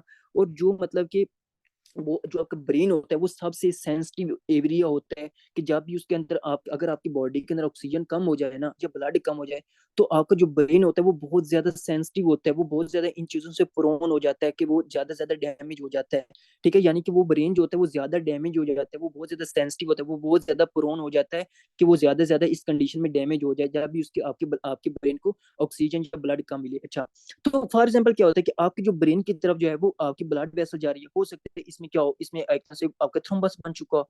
ठीक है, जब इसमें थ्रोम्बस बन चुका हो तो इसका मतलब ये हुआ कि आप जो आपके ब्रेन सेल की तरफ जो ब्लड सप्लाई है वो कम होगी। जब आपके ब्रेन की तरफ जो ब्लड सप्लाई है वो कम होगी, तो इसकी जब ब्रेन सप्लाई कम होगी तो इसकी वजह से क्या होगा कि आपके जो ब्रेन सेल है, ठीक है, आपको पता है कि जो आपका ब्लड होता है इसमें न्यूट्रिएंट्स वगैरह होते हैं, सारे न्यूट्रिएंट्स होते हैं। अब आपके ब्रेन सेल को न्यूट्रिएंट्स नहीं मिलेंगे, जब न्यूट्रिएंट्स नहीं मिलेंगे तो आपके ब्रेन सेल की क्या हो जाएगी, आपकी इंजरी हो जाएगी। ठीक है, इंजरी हो जाएगी, और जब कम ब्लड सप्लाई की वजह से आपके ब्रेन सेल की इंजरी हो जाए तो उसको क्या कहते हैं, इश्कीमिया कहते हैं। क्या कहते हैं, इश्कीमिया कहते हैं। और साथ आपको पता है कि यही ब्लड है जिसके अंदर ऑक्सीजन होती है। ठीक है, तो जब आपका थ्रोम्बस बन चुका है, कम ब्लड सप्लाई जा रही है आपके ब्रेन को, तो आपको एक तरह से हाइपोक्सिया, हाइपोक्सिया का ये मतलब होता है कि किसी ऑर्गन को जब कम ब्लड सप्लाई मिले तो उसको हम कहते हैं हाइपोक्सिया। तो इन दोनों कंडीशन में क्या हो रहा है, ब्लड सप्लाई कम होने की वजह न्यूट्रिएंट्स कम गए, न्यूट्रिएंट्स कम जाने की वजह से आपकी ब्रेन सेल जो उनकी इंजरी होगी, जिसको हम इस्कीमिया कहेंगे। हाँ, उसमें क्या होता है कि आपके ब्लड के अंदर ऑक्सीजन होती है, ऑक्सीजन कम गई, ठीक है, तो उसकी वजह से आपको हाइपोक्सिया हो गया। इन दोनों कंडीशन में, इस्कीमिया और हाइपोक्सिया में क्या होता है कि आपकी इंसेफेलोपैथी हो जाती है, यानी कि आपका जो ब्रेन होता है वो डैमेज हो जाता है, ठीक है, यानी कि इंसेफेलोपैथी कि ब्रेन की कोई पैथोलॉजी डेवलप हो जाना, ठीक है, ब्रेन का डिसऑर्डर डेवलप हो जाना। तो जब भी आपको हाइपोक्सिक इस्कीमिक इंसेफेलोपैथी होगी है, आपके ब्रेन आपके जो ब्रेन की तरफ जो ब्लड वेसल जाए उसमें कोई भी थ्रम्बस बन चुका है, तो ब्लड सप्लाई कम जाने और ऑक्सीजन कम जाने की वजह से आपको हाइपोक्सिक इस्कीमिक इंसेफेलोपैथी होती है। तो आपके ब्रेन सेल डैमेज होते हैं, तो वो फिर क्या करते हैं, अपने में से एबनॉर्मल इंपल्सिस जनरेट करते हैं, और फिर वो एबनॉर्मल इंपल्सिस आपकी बॉडी के अंदर इनवॉलेंट्री मूवमेंट्स जो है वो क्रिएट करवाते हैं, जिसकी वजह आपको सीजर्स होता है, ठीक है। ये आपने कहा। अब तीसरी कंडीशन इसमें क्या होता है कि आपको हाइपोग्लाइसीमिया होता है, ठीक है। क्या होता है हाइपोग्लाइसीमिया, हम बायोकेम के अंदर जो है वो काफी डिटेल से पढ़ चुके हैं कि जो आपका हाइपो आपके एक तरह से ग्लूकोज होता है, वो ग्लूकोज जनाब आपकी ब्रेन की प्राइमरी सोर्स ऑफ आपकी ब्रेन का प्राइमरी सोर्स ऑफ एनर्जी क्या है, ग्लूकोज ही है ना। यानी कि आपका जो ब्रेन है ये ऐसा है जिसके अंदर ये इंसुलिन इंडिपेंडेंट जो है वो आपके ग्लूकोज ट्रांसपोर्टर मौजूद है, यानी कि आपके ब्रेन के अंदर इंसुलिन की जरूरत ही नहीं होती, क्योंकि आपका जो ब्रेन होता है इसको हर वक्त ग्लूकोज चाहिए होती है, इसकी प्राइमरी सोर्स ऑफ एनर्जी वो ग्लूकोज ही है। तो जब आपके ब्रेन को ग्लूकोज कम जाएगी, जब ब्रेन को ग्लूकोज कम जाएगी तो आपको क्या हो जाएगा, आपकी ब्रेन सेल की डेथ हो जाएगी, ठीक है, तो उसकी वजह से आपको सीजर हो सकते हैं। इसके अलावा क्या हो सकता है, आपको मेन इंपॉर्टेंट आपको कोई भी आपके ट्यूमर हो सकता है, ठीक है, ब्रेन ट्यूमर में भी हम देखते थे कि वहां पे सीजर वगैरह हो रहे थे, ठीक है, तो ब्रेन ट्यूमर जो है वो उसकी वजह से भी आपको क्या हो सकते हैं। अब मतलब ब्रेन ट्यूमर की वजह से आपको पता है ट्यूमर भी आपके अबनॉर्मल इंपल्सिस जो है वो जनरेट करते हैं, आपकी जो न्यूरोनल स्ट्रक्चर्स होते हैं उनको कंप्रेस करते हैं, तो उसमें भी आपको सीजर हो सकते हैं। सबसे इंपॉर्टेंट इन लोगों में क्या होता है कि इसमें एक जो है जो कंडीशन होती है उसको हम कहते हैं फिब्राइल सीजर, ठीक है, यानी कि ये आपका बच्चों में होता है, जो आपका फिब्राइल सीजर होता है ये आपके 5 साल से कम बच्चों में होता है। अब ये जो फिब्राइल सीजर है इंशाल्लाह इसको हम पीरियड्स में जो है वो डिस्कस करेंगे, जो सेशन चल रहा है इसी में, कि आपने कहा जो फिब्राइल सीजर्स होते हैं ना, इसमें क्या होता है, देखो आपको जो पेरेंट्स आपके पास आएंगे, ठीक है, पेरेंट्स आएंगे आपके पास, वो आपके 5 साल के से कम बच्चे को आपके पास लेकर आएंगे। वो कहेंगे डॉक्टर साहब ये जो हमारा बच्चा है ना, इसको पहले 2 से 3 दिन पहले ना इसको बहुत ज्यादा बुखार था, इसको बहुत ज्यादा फीवर था। जब इसको बहुत ज्यादा फीवर था ना, तो ऐसा ऐसा क्या हुआ, इसकी बॉडी के अंदर जो है वो झटके जो है वो हमने महसूस किए, यानी कि इसकी बॉडी में एबनॉर्मल जो जर्किंग मूवमेंट है वो हमने महसूस की है। तो ऐसे सीजर्स जो मतलब कि फीवर की वजह से है, यानी कि आपके बच्चे में एक सीज आपको बहुत ज्यादा फीवर हुआ, जब बहुत ज्यादा फीवर हुआ वही फीवर जो है वो आपके ब्रेन को इन्वॉल्व कर गया, आपके ब्रेन के ऊपर जो वो अटैक कर गया, जिसकी वजह से ब्रेन के आपके जो आपके न्यूरोनल सेल्स हैं उनकी एक तरह से वो न्यूरोनल सेल डैमेज हो जाए, वो न्यूरोनल सेल डैमेज हो जाएंगे तो वो एबनॉर्मल इंपल्सिस जनरेट करेंगे, तो उसमें भी आपको क्या हो जाएगा, सीजर हो जाएंगे, ठीक है। यानी कि फिब्राइल सीजर बच्चों में होता है, पहले इनको 2 से 3 दिन पहले इनको बुखार होता है, बहुत ज्यादा फीवर होता है, वही फीवर आपको ब्रेन के जो उसको अटैक करता है, ब्रेन को अटैक करेगा, तो उसमें जो है वो एबनॉर्मल जर्किंग मूवमेंट्स होती है, ठीक है, और फिर इसमें आपको सीजर कहते हैं। अब ये जो आपके जो सीजर होते हैं ना बच्चों में होते हैं, हम जो है इसका ट्रीटमेंट के लिए तो हम पैरासीटामोल वगैरह पेनाडोल वगैरह देते हैं, क्योंकि हमने पहले तो आपके फीवर को ट्रीट करना होता है ना, यानी कि जो फीवर की वजह से ही आपको सीजर्स हो रहे थे, हमने इनको जो एक तरह से पेना आपको हमने कल बताया था ना कि आपकी जो ओवर द काउंटर ड्रग, ठीक है, ओटीसी, यानी कि ऐसी ड्रग जो हम विद डॉक्टर प्रेस्क्रिप्शन जो है वो ले रहे होते हैं उसको ओटीसी ड्रग कहते हैं, ठीक है। तो मतलब कि ये क्या होती है, ठीक है, तो इसमें क्या होता है कि आपको पेनाडोल जो है वो आपके पैरासीटामोल जो है वो इनिशियली देंगे ताकि आपका फीवर जो है वो कंट्रोल हो जाए। और ये जो आपके फिब्राइल सीजर होते हैं इनकी जेनेटिक एसोसिएशन होती है, ये सबसे इंपॉर्टेंट है कि ये जो फिब्राइल सीजर होते हैं ना इनकी जेनेटिक एसोसिएशन होती है, यानी कि ये हो सकता है कि जो बच्चा है उसके वालिदैन में से किसी को भी हो सकता है, ठीक है, तो मतलब इसमें आपने कहना है कि इसकी जेनेटिक एसोसिएशन भी हो सकती है, और ये बच्चों में होता है, ये सारे सिनेरियो में आपको बता चुका हूँ। तो ये सारी कंडीशन होती है किसके अंदर, आपके एक तरह से सीजर की काजिज के अंदर, ठीक है। आई होप सो कि आपको जो है काजिज का पता चल गया होगा। अब हम आते हैं कि जो आपका सीजर्स है, ठीक है, इसकी टाइप्स क्या क्या हैं, यानी कि आपकी जो एक तरह से सीजर्स हैं जो एबनॉर्मल मूवमेंट है आपकी बॉडी के अंदर, इसकी टाइप्स क्या क्या हैं। अब आपने याद रखना है कि जो आपकी सीजर्स होते हैं इनकी मेनली बेसिकली इनकी जो है वो दो टाइप्स होती हैं। कौन कौन सी दो टाइप्स होती हैं, आपने कहना है कि इनकी जो एक टाइप होती है उसको हम कहते हैं आपके पार्शियल सीजर, कौन सी, आपने कहना कि एक टाइप होती है उसको हम कहते हैं आपकी पार्शियल सीजर कहते हैं, और एक जो टाइप होती है उसको हम कहते हैं जर्नलाइज्ड सीजर, ठीक है। जो पहली टाइप होती है उसको अपने कहने के पार्शियल, ठीक है, कौन सी आपकी पार्शियल सीजर्स होती हैं, कौन सी पार्शियल सीजर होती हैं। और जो दूसरी टाइप्स होती है उसको हम कहते हैं आपकी जर्नलाइज्ड सीजर, ठीक है, जर्नलाइज्ड सीजर्स आपने लिखना है, ठीक है, मतलब कि पार्शियल सीजर होगा और जर्नलाइज सीजर होगा। अब मतलब कि फर्क क्या है आपके पार्शियल सीजर में और जर्नलाइज सीजर में। कल भी हमने पढ़ा था, ठीक है, कल भी हमने एक तरह से पढ़ा था कि जो आपका क्लस्टर हेडेक होता है, कौन सा आपके तरह जो क्लस्टर हेडेक होता है, क्लस्टर हेडेक में भी हमने देखा था कि उसमें क्या होता है कि एक जो होता है ना आपका जो स्पेसिफिक एरिया होता है, ठीक है, यानी कि जो आपके हेडेक जो होता है वो स्पेसिफिक एरिया के, अगर अगर कोई भी मसला हो स्पेसिफिक एरिया के ऊपर, यानी कि उसका फोकल आपका हेडेक भी कह रहे होते थे। एक स्पेसिफिक एरिया में अगर वो दर्द हो उसको हम क्लस्टर कहते हैं, जिसको हम एक फोकल हेडेक भी कहते हैं। सेम इसी तरह जो आपका होता है पार्शियल सीजर, पार्शियल सीजर में आपने क्या याद रखना है, इनको हम कहते हैं आपके फोकल सीजर भी कहते हैं। क्या कहते हैं आपके फोकल सीजर्स भी कहते हैं। अब फोकल सीजर से क्या मुराद है, इसके पहले मैं आपको डेफिनेशन लिखवाता हूँ, फिर मैं इसको समझाता हूँ कि फोकल सीजर का क्या मतलब होता है। पार्शियल सीजर फोकल सीजर एक ही मतलब है, क्यों कह रहे हैं अभी मैं आपको बताता हूँ। आपने याद रखना है कि ये जो सीजर होते हैं, ठीक है, ये जो आपके पार्शियल सीजर्स होते हैं, इसमें क्या होता है कि एक सिंगल, ठीक है, ये सबसे इंपॉर्टेंट, एक सिंगल या limited area of the brain involve, a single या limited area of the brain involve, यानी कि आपका जो ब्रेन होगा उसका एक सिंगल जो limited area of the brain जो होगा वो डैमेज होगा, ठीक है, ये आपने समझना है। फॉर एग्जांपल मैं क्या करता हूँ जी, आपका ब्रेन जो है वो डेवलप आपको बना लेता हूँ। और आपको हमने जब वो काफी दफा पढ़ चुके हैं कि आपका राइट हेमिस्फेयर होता है और आपका लेफ्ट हेमिस्फेयर होता है, ठीक है। अब आपका राइट हेमिस्फेयर होता है और आपका एक तरह से लेफ्ट हेमिस्फेयर होता है। अब क्या होता है कि जो पार्शियल सीजर होते हैं, इसमें मैंने क्या आपको लिखवाया कि इसमें इन दी सीजर ए सिंगल या limited area of the brain involve. अब याद रखें कि इसमें क्या होता है कि एक पूरा हेमिस्फेयर, यानी कि पहली तो एक कंडीशन जो है वो एक्सक्लूड हो गई, आपने रूल आउट कर ली, एक जो है वो पूरा ब्रेन इन्वॉल्व नहीं होगा, ये क्लियर हो गया।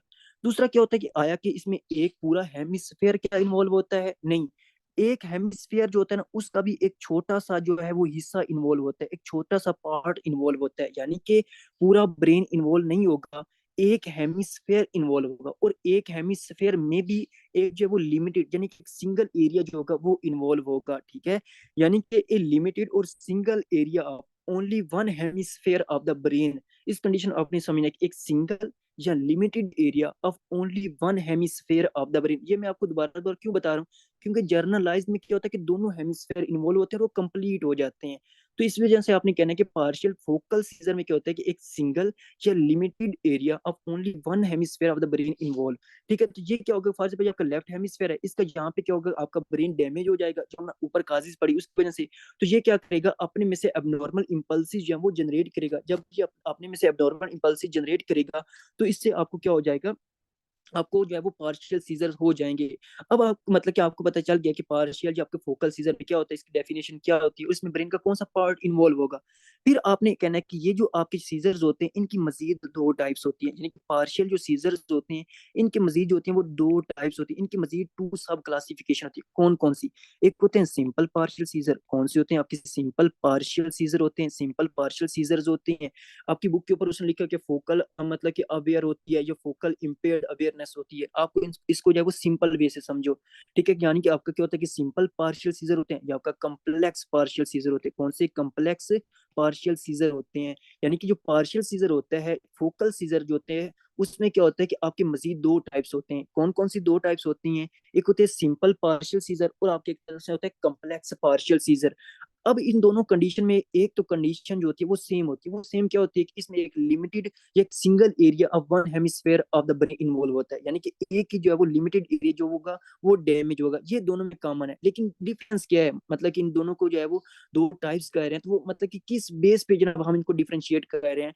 तो आपने कहना जो सिंपल पार्शियल सीजर होता है इसमें जो होता है वो कॉन्शियस जो आपका जो कॉन्शियसनेस होती है, ठीक है, जो कॉन्शियसनेस, यानी कि जो आपका पेशेंट होगा उसके जो होशो हवास होंगे वो क्या होंगे, वो आपकी रिटेन्ड होंगे। ये सबसे इंपॉर्टेंट है, वो क्या होंगे, आपके रिटेन्ड होंगे। यानी कि जब भी उसको सीजर्स आएंगे ना, जब भी उसको पार्शियल सीजर्स आएंगे तो उसके जो होशो हवास होंगे वो सही होंगे, मतलब कि वो अपने पूरे होशो हवास में होगा, उसके जो कॉन्शियसनेस है वो रिटेन्ड होगा। लेकिन जो आपका कम्प्लेक्स पार्शियल सीजर है, इसमें क्या होता है कि कॉन्शियसनेस यानी कि जो उसके होश हवास होते हैं वो इम्पेयर्ड होते हैं, इज इम्पेयर्ड, यानी कि वो एक तरह से अनकॉन्शियस होता है। ये आपने कहना है जो कम्प्लेक्स पार्शियल सीजर होता है ये क्या होता है, ये आपने कहना इसमें अनकॉन्शियसनेस होती है।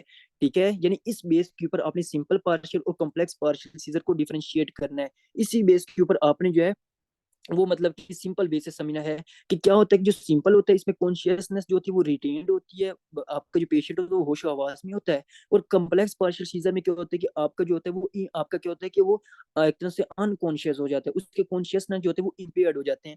अब उसकी जो बुक होती है, आपकी जो बुक होती है वहां पे उसने लिखा हो ऑटोमेटिज्म, यानी कि कम्प्लेक्स में क्या होता है ऑटोमेटिज्म। ऑटोमेटिज्म में क्या मतलब, ऑटोमेटिज्म ऐसी कंडीशन है जिसमें आपकी बॉडी में जो होता है ना, पहले आप समझो ऑटोमेटिज्म में क्या होता है कि आपके जो ब्रेन सेल है वहां से खुद ब खुद, यानी कि बिना किसी जनाब आपको स्टिमुलस दिए बगैर, यानी कि आपके किसी स्टिमुलस दिए बगैर आपके जो है वो खुद ब खुद सोडियम चैनल ओपन हो रहे हैं, खुद ब खुद ही कैल्शियम चैनल ओपन हो रहे हैं, और खुद ब खुद ही जनाब आपका क्या होता है आपकी पॉजिटिविटी यानी कि डीपोलराइजेशन हो रही है।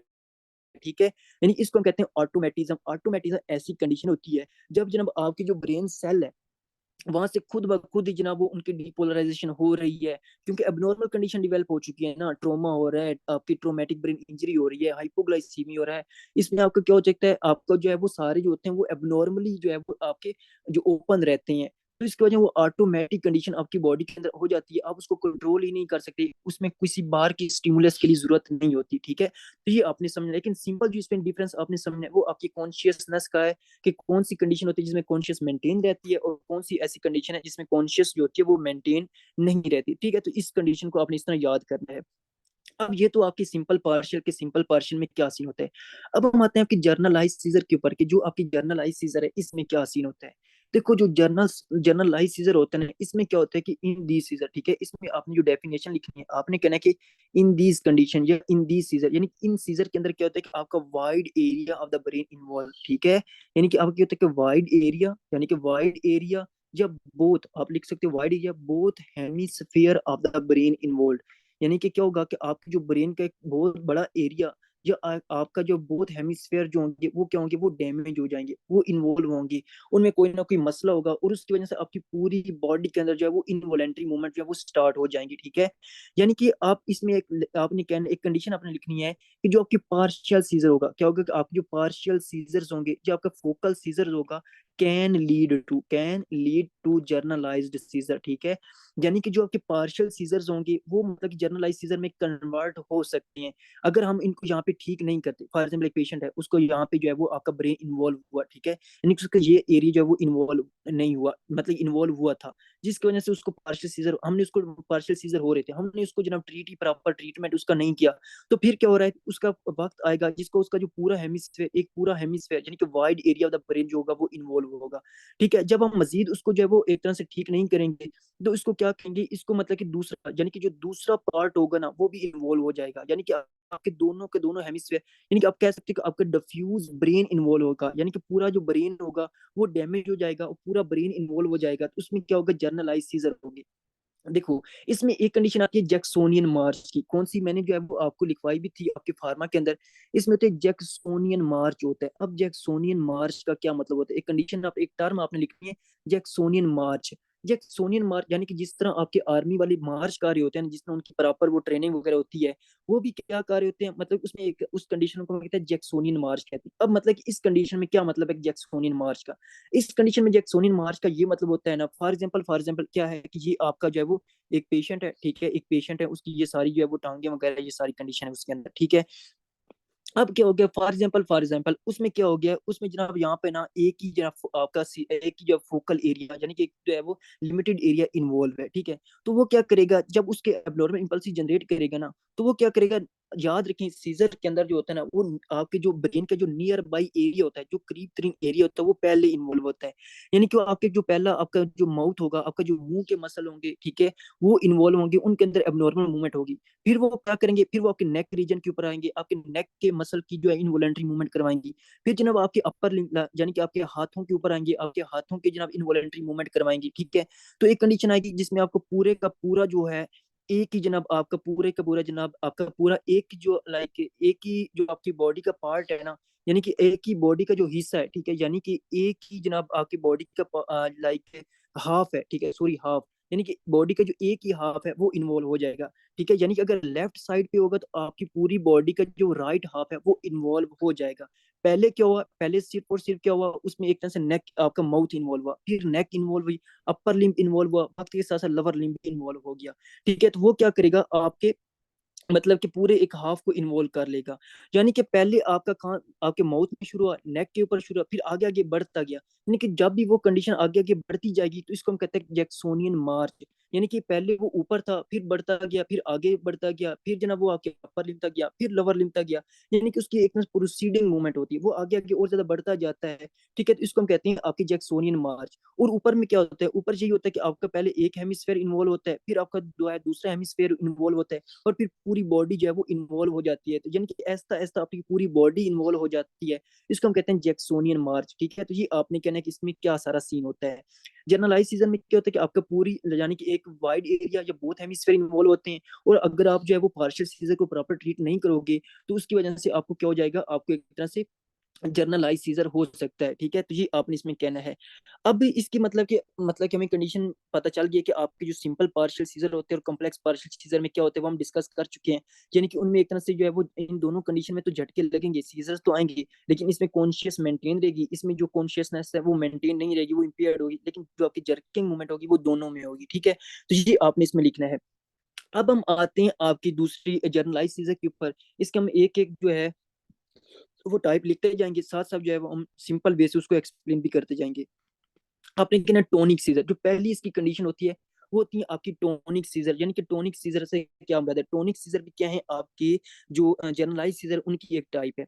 अब टोनिक का क्या मतलब होता है, यानी कि टोन का क्या मतलब होता है, टोन का मतलब होता है आपके मसल की कॉन्ट्रैक्शन, ठीक है। यानी कि टोन का क्या मतलब होता है, टोन का सिंपल आपने मीनिंग लिखना है कि मसल की कॉन्ट्रैक्शन। यानी कि जो आपके टोनिक सीजर होंगे ना, इस सीजर में क्या होगा, यानी कि आपके पेशेंट को क्या होगा, इस पेशेंट में कुछ यूं होगा कि उसकी एक तरह से पहले तो एबनॉर्मल न्यूरोनल फायरिंग होगी, यानी कि उसकी एबनॉर्मल न्यूरोनल फायरिंग होगी। और जब एबनॉर्मल न्यूरोनल फायरिंग होगी तो आपका जो पेशेंट हो वो एकदम से क्या होगा, वो एकदम से उसकी बॉडी के अंदर जो है वो सीजर्स होंगी, यानी कि एकदम से उसकी बॉडी के अंदर सीजर्स आएंगे। और सीजर होने की वजह से एकदम उसके पूरी की पूरी बॉडी में जो है वो मसल की जो है वो बहुत ज्यादा कॉन्ट्रैक्शन हो जाएगी, ठीक है। यानी कि आपके पूरे मसल की, आपकी पूरी बॉडी की जो मसल उनकी कॉन्ट्रैक्शन हो जाएगी। जब पूरी बॉडी के मसल की कॉन्ट्रैक्शन हो जाएगी वो एकदम गिर जाएगा, ठीक है, यानी कि फॉल ऑन ग्राउंड, यानी कि एकदम से जो है वो ग्राउंड के ऊपर गिर जाएगा और फिर क्या हो जाएगा, अनकॉन्शियस हो जाएगा, ठीक है।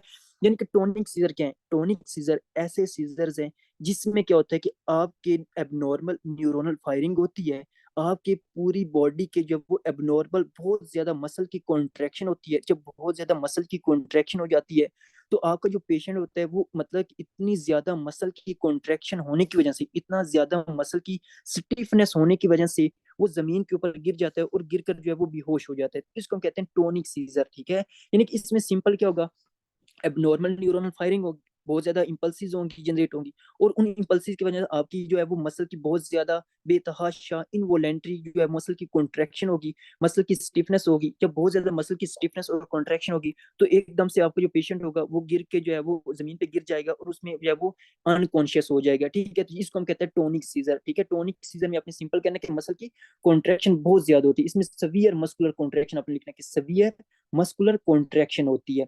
अब जो दूसरी अपनी टाइप लिखनी है वो कौन सी टाइप है, वो आ गई आपकी कोलोनिक सीजर। कौन सी, कोलोनिक सीजर्स। अब जिस तरह मैंने पहले कहा कि आपके जो सीजर्स होते हैं हर सीजर में आपके मसल की कॉन्ट्रैक्शन नहीं होती। कुछ सीजर होते हैं जिनमें बहुत ज्यादा मसल की कॉन्ट्रैक्शन होती है, कुछ ऐसे सीजर होते हैं जिनमें आपके मसल की जो है वो ना तो कॉन्ट्रैक्शन होती है ना तो रिलैक्सेशन होती है, जो हम आगे पढ़ेंगे, ठीक है। कुछ मसल होते हैं जिनमें आपके मसल की जो होती है ना, कुछ ऐसे सीजर होते हैं जिनमें आपके मसल की जो है वो बहुत ज्यादा रिलैक्सेशन हो जाती है। अब मतलब कि पहले तो हमने पढ़ी उसमें बहुत ज्यादा मसल की कॉन्ट्रैक्शन हो रही थी, लेकिन कोलोनिक सीजर ऐसे सीजर्स हैं जिनमें क्या होता है कि आपके जो मतलब कि जो पेशेंट होता है उसके जो मसल्स होते हैं वो बहुत ज्यादा रिलैक्स हो जाते हैं, ठीक है। यानी कि इस आपने क्लोनिक सीजर में क्या कहना है, क्लोनिक सीजर ऐसे सीजर्स होते हैं जिसमें एबनॉर्मल न्यूरोनल फायरिंग होती है। जब एबनॉर्मल न्यूरोनल फायरिंग होती है उसमें बहुत ज्यादा सीजर्स आते हैं, पूरी बॉडी को झटके लगते हैं। लेकिन इसी दौरान उसकी पूरी बॉडी की जो मसल्स होते हैं वो बहुत ज्यादा रिलैक्स हो जाते हैं, बहुत ज्यादा रिलैक्स हो जाते हैं। यानी कि ऐसा लगता है कि उसकी पूरी बॉडी में वो जान ही नहीं है, दम ही नहीं है, ठीक है। ये तो कन्वर्जेंस नहीं होगा, नहीं मतलब कि कन्वर्जन मैंने कहा था कि इसमें बहुत ज्यादा कॉन्ट्रैक्शंस होती है, इसमें एक तरह से रिलैक्सेशंस होगी, ठीक है। यानी कि मैं आपको बता रहा हूँ कि इसमें कन्वर्जेंस मतलब कि आपकी बहुत ज्यादा कॉन्ट्रैक्शन नहीं होगी, इसमें रिलैक्सेशंस होती है। मैंने आपको लिखाया टोनिक में क्या होता है, सवियर मस्कुलर कॉन्ट्रैक्शंस होगी, इसमें सवियर मस्कुलर रिलैक्सेशन होती है, सवियर मस्कुलर रिलैक्सेशंस होती है, जी आपने याद रखना है। कि क्लोनिक सीजर ऐसे सीजर्स होते हैं जिसमें आपकी अबनॉर्मल न्यूरोनल फायरिंग होती है।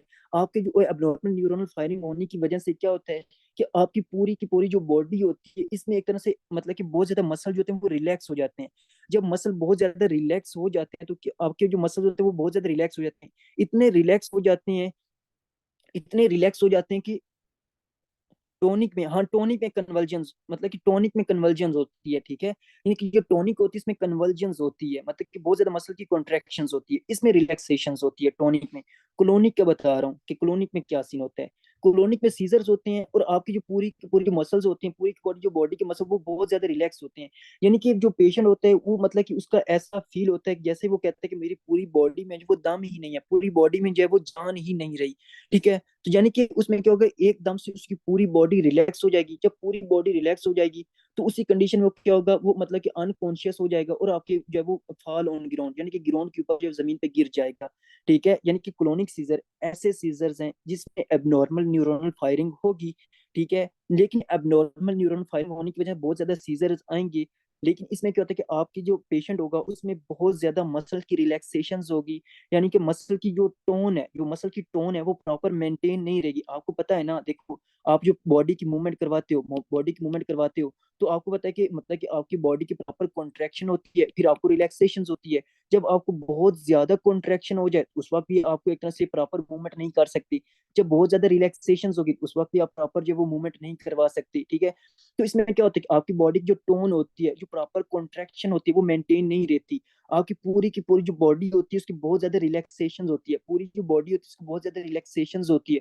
और जब एक हद से रिलैक्सेशन हो जाए आपकी बॉडी के अंदर जान ही नहीं रहती, ठीक है। तो वो मतलब कि जब आपकी पूरी की बॉडी टोन ही नहीं मेंटेन रहेगी, ठीक है, तो वो क्या करेगा, ना तो वो आपकी बॉडी जो है उसको प्रॉपर कॉन्ट्रैक्ट करेगा, ना कॉन्ट्रैक्ट करने की वजह से ना तो आपकी आपकी जो उसका पूरा बॉडी का जो पोस्चर होगा उसको मेंटेन ही नहीं कर सकेगा।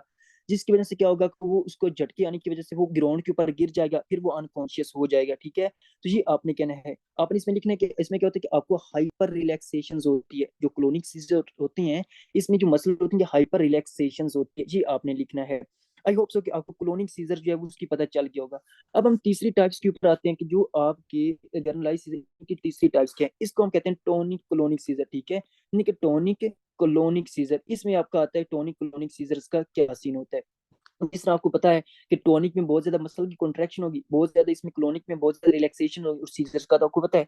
यानी कि ये ऐसे सीजर्स होंगे जिसमें क्या होगा, जो पेशेंट होगा ना वो बिल्कुल जो है खड़ा होगा, यानी कि वो बैठा होगा या खड़ा होगा।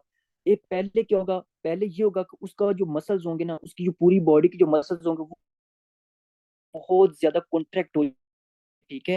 यानी कि उनकी एक तरह से हाइपर कॉन्ट्रैक्शन हो जाएगी, मसल की बहुत ज्यादा कॉन्ट्रैक्शन हो जाएगी। जब वो बहुत ज्यादा कॉन्ट्रैक्शन हो जाएगी तो कुछ ही लम्हे बाद, ठीक है, कुछ ही लम्हे बाद जो होगा, यानी कि मतलब कि 1 से 2 सेकंड के बाद उसकी पूरी की बॉडी बॉडी होगी उसकी बहुत ज्यादा रिलैक्सेशन हो जाएगी। टोनिक क्लोनिक में दोनों आते हैं, एक एक टाइम आएगा जिसमें उसकी पूरी जो बॉडी होगी उसकी कॉन्ट्रैक्शन होगी, और एक टाइम आएगा जिसकी उसकी पूरी जो पूरी बॉडी होती है उसमें क्या होगी, उसमें रिलैक्सेशन होगी, ठीक है। यानी कि पहले क्या होगा, इनिशियल स्टेज के ऊपर उसकी पूरी बॉडी जो होगी वो स्टिफ हो जाएगी, बहुत ज्यादा कॉन्ट्रैक्ट हो जाएगी। कुछ ही लम्हे के बाद उसकी पूरी की पूरी जो बॉडी होगी वो रिलैक्स हो जाएगी। जब यानी कि वो इस तरह रिलैक्स हो जाएगी जैसे उसकी पूरी बॉडी से दम ही निकल गया, पूरी बॉडी से जान ही निकल गई है। आपकी जो मसल्स होंगी उनकी टोन मेंटेन ही नहीं रहेगी। जब उनकी टोन मेंटेन ही नहीं रहेगी तो ये क्या होगा, रिलैक्स्ड स्टेट के ऊपर ही जब अनकॉन्शियस हो जाएगा, अनकॉन्शियस होने के बाद ग्राउंड के ऊपर फॉल हो जाएगा, यानी कि फॉल ऑन ग्राउंड हो जाएगा।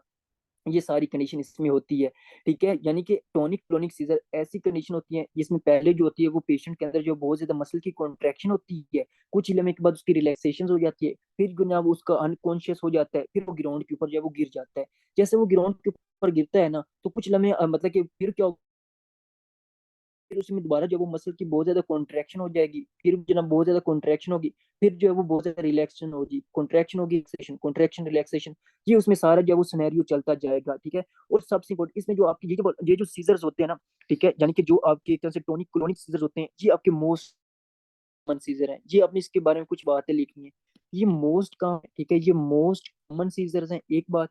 दूसरा आपने लिखना है कि ये वाहिद सीजर्स हैं, ठीक है, ये वाहिद सीजर हैं जिनके अंदर क्या होता है, आपको टंग बाइटिंग होती है। अभी मैं आपको एक फर्स्ट एड भी बताऊंगा इन इन पेशेंट के अंदर, क्योंकि पाकिस्तान में अभी क्या है, समर सीजन आ रहा है। समर सीजन आप छुट्टी में पाकिस्तान जाओगे, वहां पे आप काफी जनाब लोग देखोगे जो जनाब राह चलते ही बेहोश हो जाते हैं, और इनमें सारा सिनेरियो होगा। तो बच्चे हो सकते हैं, बच्चों में फीवराइल सीजर भी हो सकते हैं, वो सारी कंडीशन मैं आपको बताऊंगा। तो आपने कहना ये सीजर ऐसे होते हैं, टंग बाइटिंग होती है। टंग बाइटिंग से क्या मुराद है, यानी कि जो पेशेंट होगा उसमें एकदम से बहुत ज्यादा कॉन्ट्रैक्शन होगी, बहुत ज्यादा, हाँ मैं अभी बताता हूँ, बहुत ज्यादा कॉन्ट्रैक्शन होगी, बहुत ज्यादा रिलैक्सेशन होगी, ठीक है। तो उसमें क्या हो सकता है, इसी दौरान, इसी एबनॉर्मल मूवमेंट के दौरान हो सकता है कि जो उसकी जबान है, जो उसकी टंग है, उसके दोनों दांतों के दरमियान आ जाए, और वो अपनी टंग को बाइट कर दे, अपनी टंग को जो है वो एक तरह से इंजरी कर बैठे। तो आपने कहना है कि ये टोनिक क्लोनिक सीजर में क्या होता है कि आपको टंग बाइटिंग दिखाई देती है, और दूसरी आपको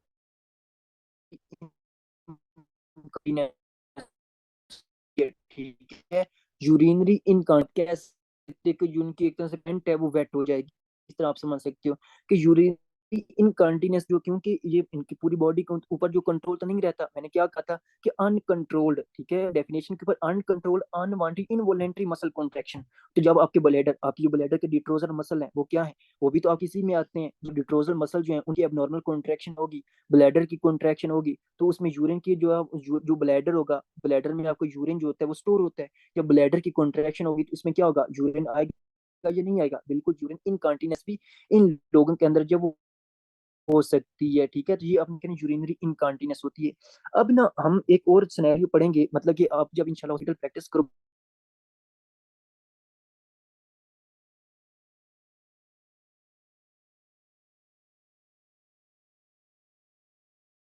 ऐसे होते हैं कुछ लोग तो बेचारे होते हैं जिनके अंदर जो है प्रॉपर जो सीजर्स वगैरह होते हैं, वो एपिलेप्सी होती हैं।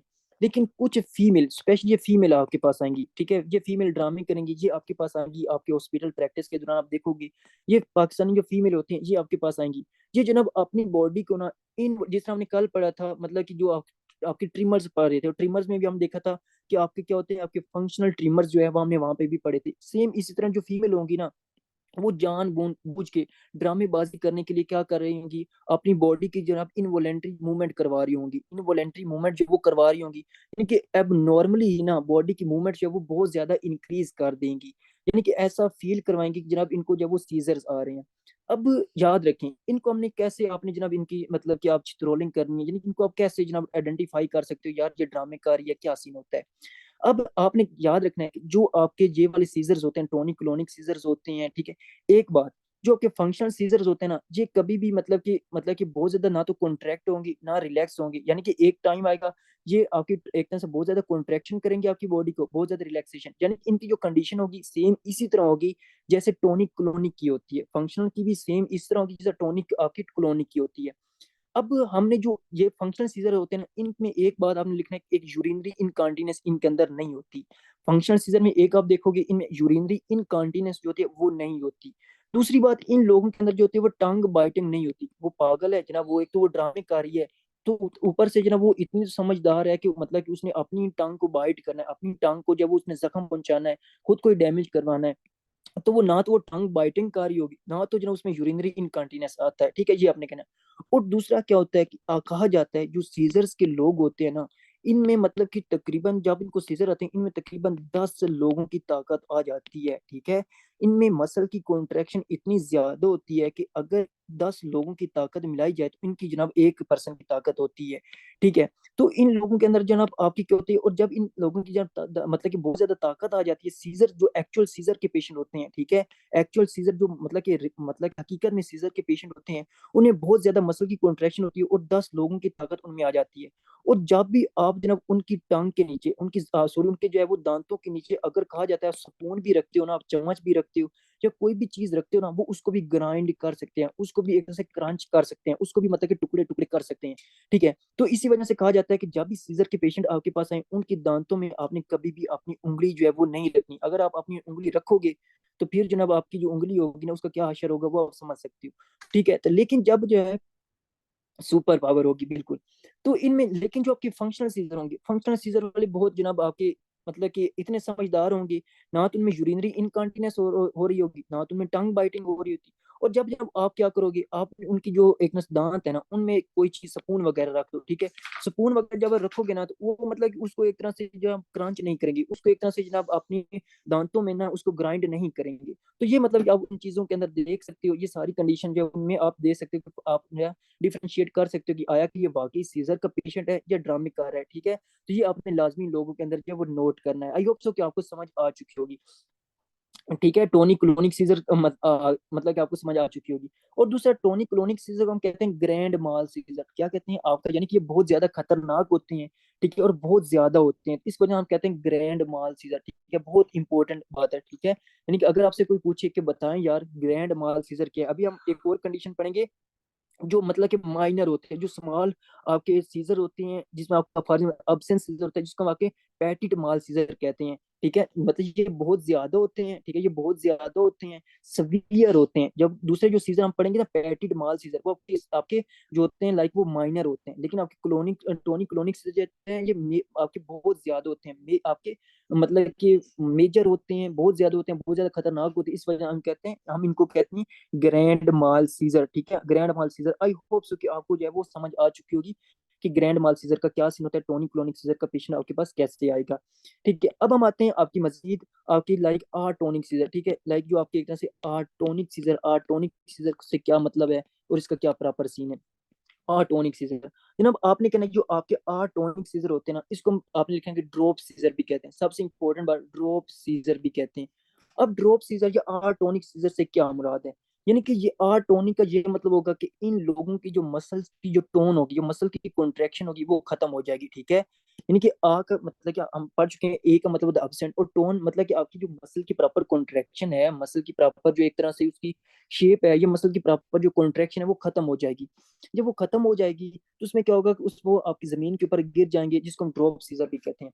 अब ये जो लोग होते हैं ना, इनमें क्या होता है, ये बहुत मतलब कि एक मतलब कि बहुत ही एबनॉर्मल सिनेरियो होता है। कैसे, यानी कि फॉर एग्जांपल अगर आप मतलब कि एक आपके साथ दोस्त है, कोई भी दोस्त है ना, ठीक है, तो उसको क्या है, उसको हिस्ट्री एक जनाब, इसको बहुत ज्यादा सीजर्स होते हैं। ठीक है, अगर जनाब आप जो है वो दो दोस्त जा रहे हैं, यानी कि एक ए है और बी है।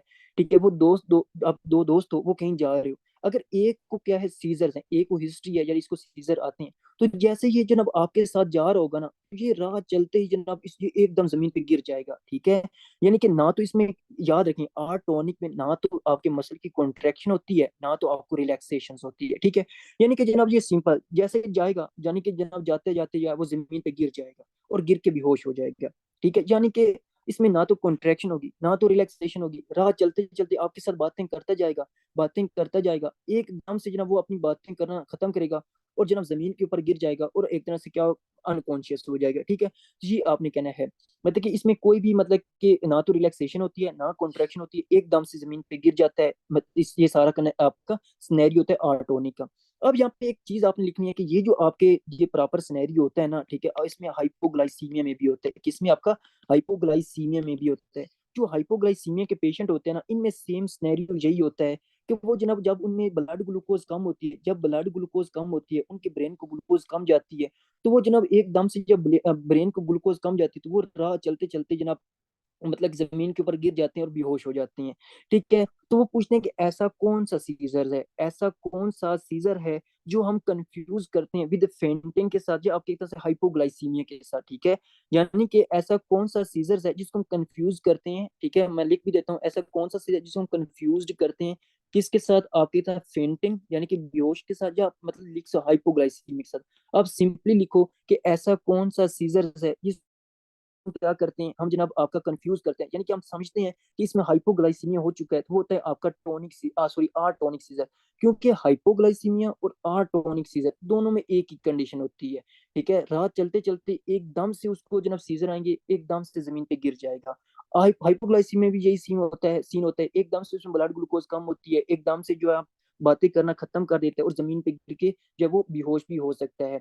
अब इसमें जनाब हमने कैसे डिफरेंशिएट करना है, डिफरेंशिएट जो होते हैं ना, मैं अभी जो आपके सीजर्स होते हैं इनकी इन्वेस्टिगेशन ऑफ चॉइस जो होती है ना, वो आपकी ईईजी होती है। कौन सी? जो आपकी ईईजी होती है ना, इलेक्ट्रोइंसेफेलोग्राफी, जो हमने पढ़ी थी, ईईजी।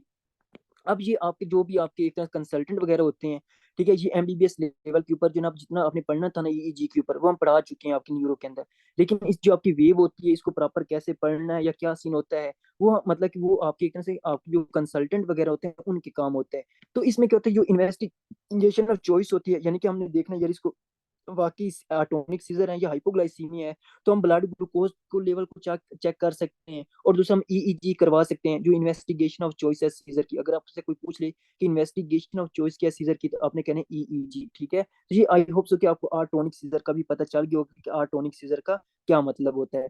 अब जो दूसरे आपके पांचवें नंबर पे आपके जनरलाइज सीजर आते हैं, इनका इनमें क्या सीन है, इसमें जो आपके सीजर आते हैं वो होते हैं आपके अब्सेंट सीजर। कौन से? आपकी अब्सेंट सीजर, ठीक है, यानी कि अब्सेंट सीजर, यानी कि आपके पांचवें नंबर पे सीजर आते हैं, वो कौन से होते हैं? आपके अब्सेंट सीजर। अब अब्सेंट सीजर्स को आपको समझाने से पहले मैं आपको कुछ इसके बारे में इंपॉर्टेंट पॉइंट्स लिखवाता हूँ, वो अपने साथ साथ लिख लेने हैं। फिर जनाब हम जो है इसके प्रॉपर बात करते हैं। आपने याद रखनी है कि जो अब्सेंट सीजर्स होते हैं, ये क्या होते हैं कि आपकी रिपीटेटिव होते हैं। पहली इंपॉर्टेंट बात, ये बार बार होते हैं, रिपीटेटिव अटैक्स होते हैं, ठीक है, यानी कि आपको बार बार जो रिपीटेटिव अटैक्स ऑफ सीजर्स, ठीक है, यानी कि क्या होगा, आपको जो सीजर्स होंगे उसको बार बार आपको अटैक होंगे, ऑलमोस्ट तकरीबन, ये इंपॉर्टेंट बात है, almost 20 to 30 times in a day. ये बहुत इंपॉर्टेंट बात है, 30 टाइम्स इन अ डे, ठीक है। यानी जो दूसरे सीजर होते हैं ऊपर हमने पढ़े, वो दिन में एक या दो दफा, मैक्सिमम एक दफा होंगी। लेकिन जो आपके अब्सेंट सीजर्स होते हैं, ये क्या होते हैं, ये बार बार होते हैं, और एक दिन में तकरीबन आपके 20 से 30 दफा हो सकते हैं। ये इंपॉर्टेंट बात, पहले आपने पॉइंट्स लिखने हैं। यानी कि ये क्या होते हैं, repetitive attacks of seizures almost 20 to 30 times in a day. एक दिन में 20 से 30 दफा हो सकते हैं। दूसरा, ये जो सीजर होते हैं, इट लास्ट फॉर, ठीक है, यानी it last for few second, यानी कि ये बहुत ही कम, एक फ्यू सेकंड, यानी कि 1 2 से 3 सेकंड, मैक्सिमम 2 से 3 सेकंड के लिए रहेंगे। लेकिन जो ऊपर वाले होते हैं ना, वो आपके कुछ मिनट्स के लिए, यानी कि मैक्सिमम आपका जो है वो 1 मिनट से 1.5 मिनट 2 मिनट तक रह सकते हैं। लेकिन क्या होता है कि आपके ये जो सीजर होते हैं, अक्सर सीजर, ये आपके चंद सेकंड के लिए रहेंगे, ठीक है, फ्यू सेकंड के लिए रहेंगे। फिर आपने लिखना है कि ये it affects mainly school going child, ठीक है। अभी मैं आपको समझाता हूँ, ये मतलब आपको समझ आ भी रही होगी। मतलब ये जो होते हैं इट अफेक्ट्स, यानी कि ये जो आपके क्या अब्सेंट सीजर होती है, अफेक्ट्स करते हैं किनको? आपके स्कूल गोइंग चाइल्ड, यानी कि जो ऐसे बच्चे होते हैं, जो बिल्कुल बच्चे होते हैं, वो स्कूल जाते हैं, उनको अफेक्ट करती है। और इससे क्या मतलब कि रिलेशन हम मतलब कि बनाएंगे, वो अभी हम मैं आपको बताता हूँ। और दूसरा आपने लिखना है कि ये जो सीजर्स होते हैं, इन दीज सीजर, ठीक है, क्या in these seizure, in seizure के अंदर में क्या होता है कि जब the position of children remain intact, ये सबसे इंपॉर्टेंट, ये सबसे इंपॉर्टेंट लाइन है कि क्या होता है कि the position of the children, ठीक है, जो बच्चे की पोजीशन होगी, ठीक है, यानी कि सीजर के दौरान, पहले हमने जो सीजर देखी उसमें क्या होता है, क्या होता था, मसल की कॉन्ट्रैक्शन होती थी, रिलैक्सेशन होती थी, या कॉन्ट्रैक्शन रिलैक्सेशन ना भी हो तो वो जमीन पे गिर जाता था, यानी कि उसकी जो पोजीशन थी, जो एक प्रॉपर पोजीशन होती वो मेंटेन नहीं रहती थी। लेकिन अब्सेंट सीजर ऐसे सीजर्स होते हैं जिसमें जो पोजीशन ऑफ द चिल्ड्रन होती है, बच्चे की जो पोजीशन होती है, वो क्या होती है, वो रिमेन इंटैक्ट होती है, यानी कि वो सही रहती है, यानी कि जिस जगह के ऊपर वो बैठा हुआ है ना, वो उसी जगह के ऊपर बैठा रहेगा, लेकिन फिर भी उसको क्या होंगे, उसको सीजर्स होंगे। यानी कि अब्सेंट सीजर आपने लिखना है। क्या क्या इंपॉर्टेंट पॉइंट्स आपने पहले लिखने हैं, आपने कहना है कि इसमें क्या होता है कि repetitive attacks of seizure almost 20 to 30 times in a day, it last for few second, ये चांद ही सेकंड के लिए रहते हैं।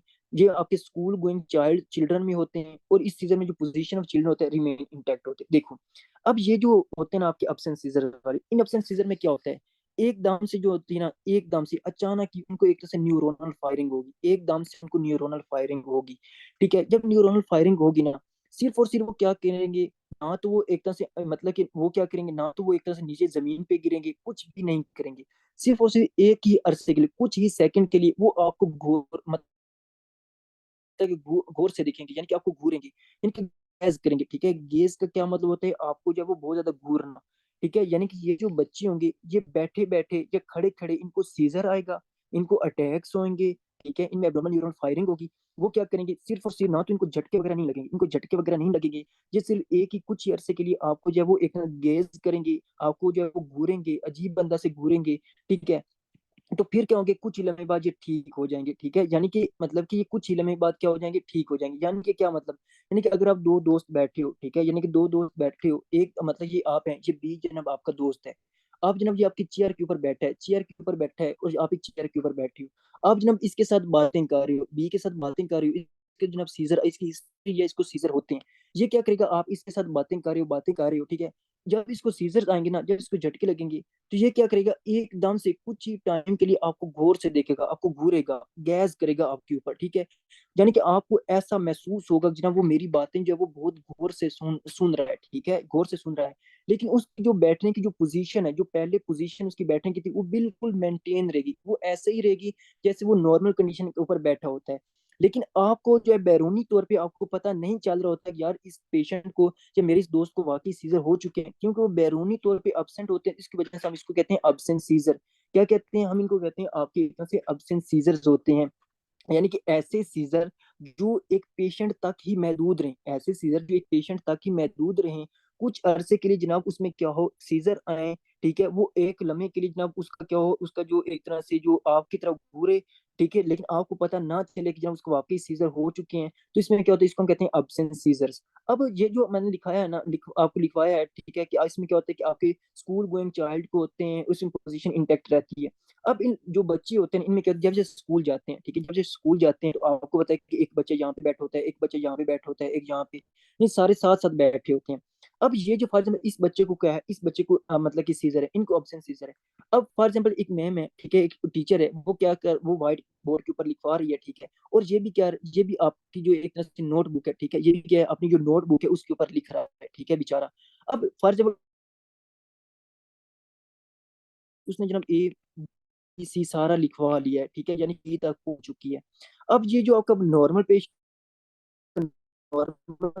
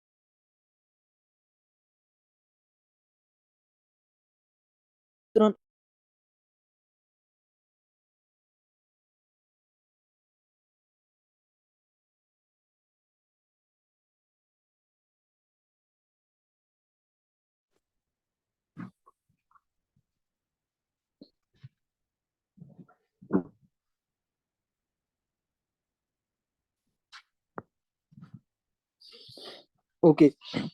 तो अब सेंसीजर, अब क्या होंगे, ये सारे जो बच्चे होंगे ये मतलब कि डी तक लिख लेंगे।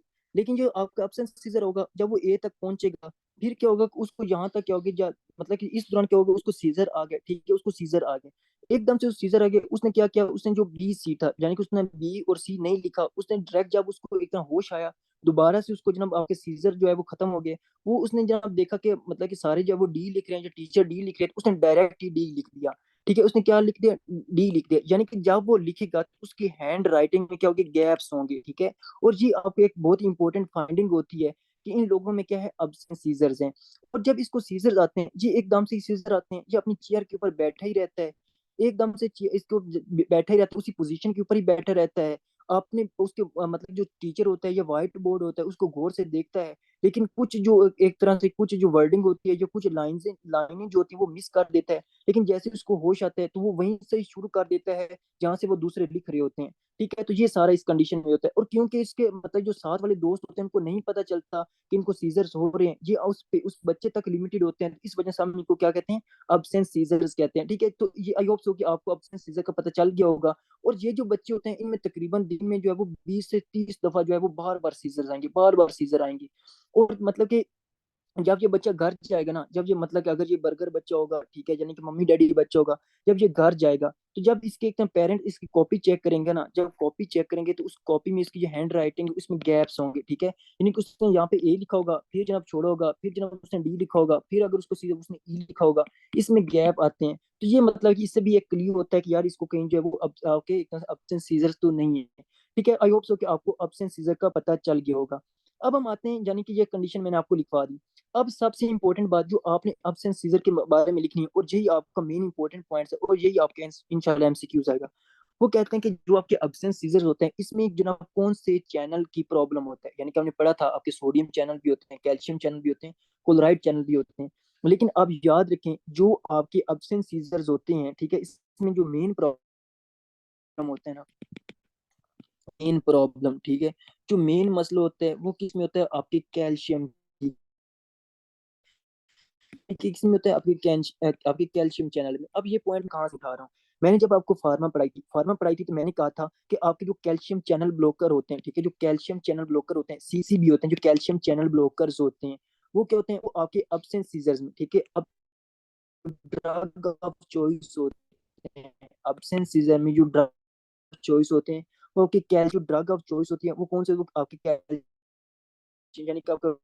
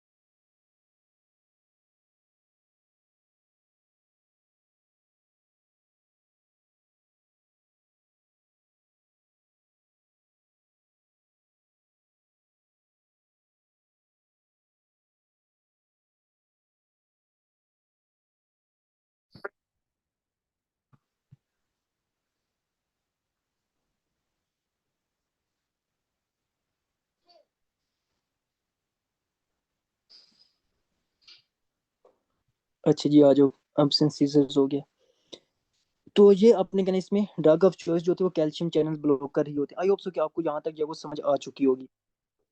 अब इसमें और क्या चीजें रहती हैं, ठीक है, फिर हम, हाँ, दूसरा मैं कह रहा था कि ये जो सीजर्स होते हैं ना, ठीक है, ये जो सीजर होते हैं ये माइनर होते हैं, यानी कि ये आपके पेशेंट तक की मतलब लिमिटेड रहते हैं। तो इसकी वजह से हम इसको कहते हैं आपकी पैटिट माल सीजर, ठीक है, पैटिट माल सीजर, यानी कि पैटिट माल सीजर, पैटिट का क्या मतलब होता है, यानी कि नन्हे से, यानी कि बिल्कुल छोटे से, नन्हे से स्मॉल, ठीक है, यानी कि स्मॉल होते हैं या माइनर होते हैं, ठीक है, यानी कि पैटिट का क्या मतलब होता है, बिल्कुल नन्हे से, छोटे से, स्मॉल जो होते हैं या माइनर सीजर्स होते हैं। तो आपने कहना कि अब पैकेट माल सीजर कहते हैं, लेकिन टोनी क्लोनी को हम क्या कहते हैं, आपकी ग्रैंड माल सीजर कहते हैं, ठीक है। तो ये आपने इसमें सारा लिखना है। अब आपका एक कंडीशन है जिसको कहते हैं स्टेटस एपिलेप्टिकस। स्टेटस एपिलेप्टिकस का क्या सीन होता है, और फिर हम उसका प्रॉपर जो है वो डायग्नोज भी करेंगे, लाइक उसका ट्रीटमेंट कैसे करते हैं, वो जो है वो जो बायो लाइक जिन्होंने फार्म पढ़ी थी उनको मैं बता दिया था, लेकिन जो है वो इंशाल्लाह अभी मैं आपको बता दूंगा।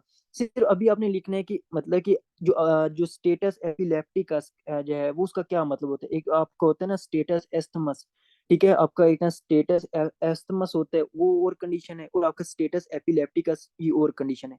यानी कि जो स्टेटस एपिलेप्टिकस होता है ये क्रोनिक फॉर्म होती है, यानी कि एंड स्टेज होती है, बहुत ही क्रोनिक फॉर्म होती है आपके सीजर की। आपने याद रखना है कि अगर आपके सीजर, ठीक है, यानी कि आपने कहना है स्टेटस एपिलेप्टिकस में क्या होता है कि अगर आपके सीजर, ठीक है, इफ सीजर्स, अगर जो आपके सीजर्स हो वो परसिस्ट रहे, यानी कि वो रहें, ठीक है, ग्रेटर देन 5 मिनट्स तक, यानी कि ऐसे सीजर जो 5 मिनट से ज्यादा रहें, ठीक है, प्रैक्टिकली ये सबसे इंपॉर्टेंट बात है। मैं अभी आपको बताता हूँ कि यानी कि 5 मिनट अगर आपके सीजर जो है वो सीजर का अटैक जो है वो आपके प्रैक्टिकली, ठीक है, प्रैक्टिकली 5 मिनट से ज्यादा रहें, ठीक है, या फिर और मतलब एंड, आपने एंड लिखना है, एंड ग्रेटर देन 30 मिनट्स, ठीक है, ग्रेटर देन 30 मिनट्स, यानी कि 30 मिनट से ज्यादा रहे थ्योरेटिकली, तो इसको हम कहते हैं आपका स्टेटस एपिलेप्टिकस।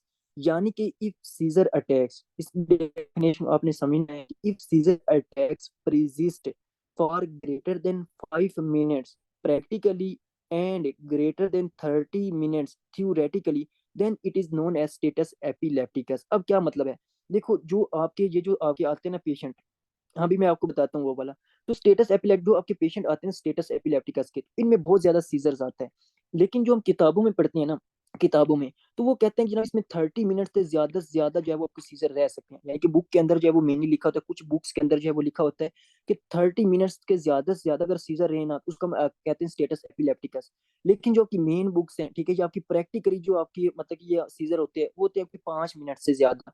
ठीक है, यानी कि अगर प्रैक्टिकली देखा देखा जाए या आपकी एक तरह से जो अच्छी बुक्स हैं उनके लिहाज से देखा जाए, तो वो कहते हैं कि अगर 5 मिनट, जो 5 मिनट से ज्यादा अगर आपको सीजर है तो उसका हम स्टेटस एपिलेप्टिकस कहते हैं।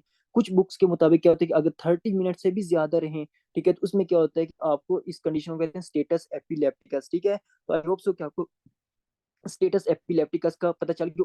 और ये इमरजेंसी कंडीशन है। स्टेटस एपिलेप्टिकस जो होती है इमरजेंसी कंडीशन होती है, इसको अपने जो है ना फौरन ही इसको ट्रीट करना, वो कैसे ट्रीट करना होता है इसका भी हम पढ़ते हैं।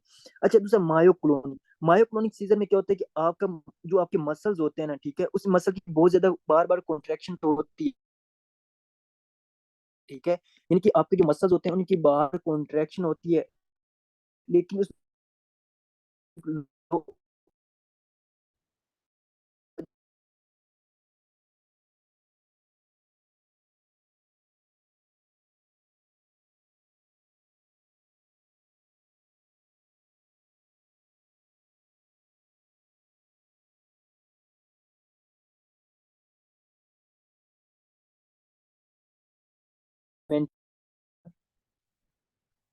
Hello, hello.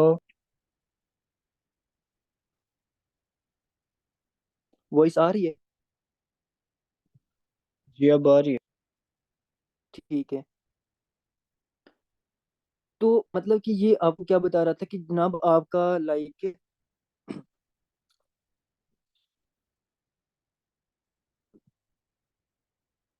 इसमें क्या होता है कि आपका जो स्टेटस एपिलेप्टिकस होता है इसमें क्या होता है कि आपके 5 मिनट या 30 मिनट से ज्यादा रहे। ठीक है, तो ये आपने इसमें कहना है। और हाँ, जो अब हम देख रहे थे कि आपका मायोक्लोनिक सीजर क्या होता है, कि आपके जो मायोक्लोनिक सीजर होते हैं वो क्या होते हैं। देखो, आपके जितने भी सीजर्स होते हैं, ठीक है, चाहे आपका अब्सेंट सीजर हो, चाहे आपके आपके जितने भी सीजर हो, उनमें अनकॉन्शियस होता है। अब्सेंट सीजर में भी आपको अनकॉन्शियस होता है, लेकिन वो सेल्फ लिमिटेड होता है, वो आपके पेशेंट तक ही महदूद रहता है, मतलब कि उसके साथ वालों को पता नहीं चलता। ठीक है, लेकिन जो आपका सिंपल जो सीजर होता है, सिंपल पार्शियल सीजर, जो हमने सिंपल पार्शियल सीजर पढ़ा था, इस सिंपल पार्शियल सीजर में क्या होता है कि आपका कॉन्शियस मेंटेन रहता है, एक बात। दूसरी, जो आपका मायोक्लोनिक सीजर होता है ना, मायोक्लोनिक सीजर में भी आपको मसल की बार बार कॉन्ट्रेक्शन होती है, लेकिन उसमें भी क्या होता है कि आपका जो कॉन्शियस होता है वो मेंटेन रहता है। यानी कि आपका क्या होता है कि आपका नो लॉस ऑफ कॉन्शियसनेस, यानी कि आपका जो कॉन्शियस होता है वो मेंटेन रहता है। उसमें आपके मसल की बार बार कॉन्ट्रेक्शन होती है, सिर्फ आपने उसके बारे में ये याद रखना है। ठीक है, आई होप सो कि आपको यहाँ तक जो सीजर्स हैं, सीजर का पता चल गया होगा, इनमें सारा क्या कंडीशन है। अब जल्दी से मुझे बता दें, आपको समझ आ चुकी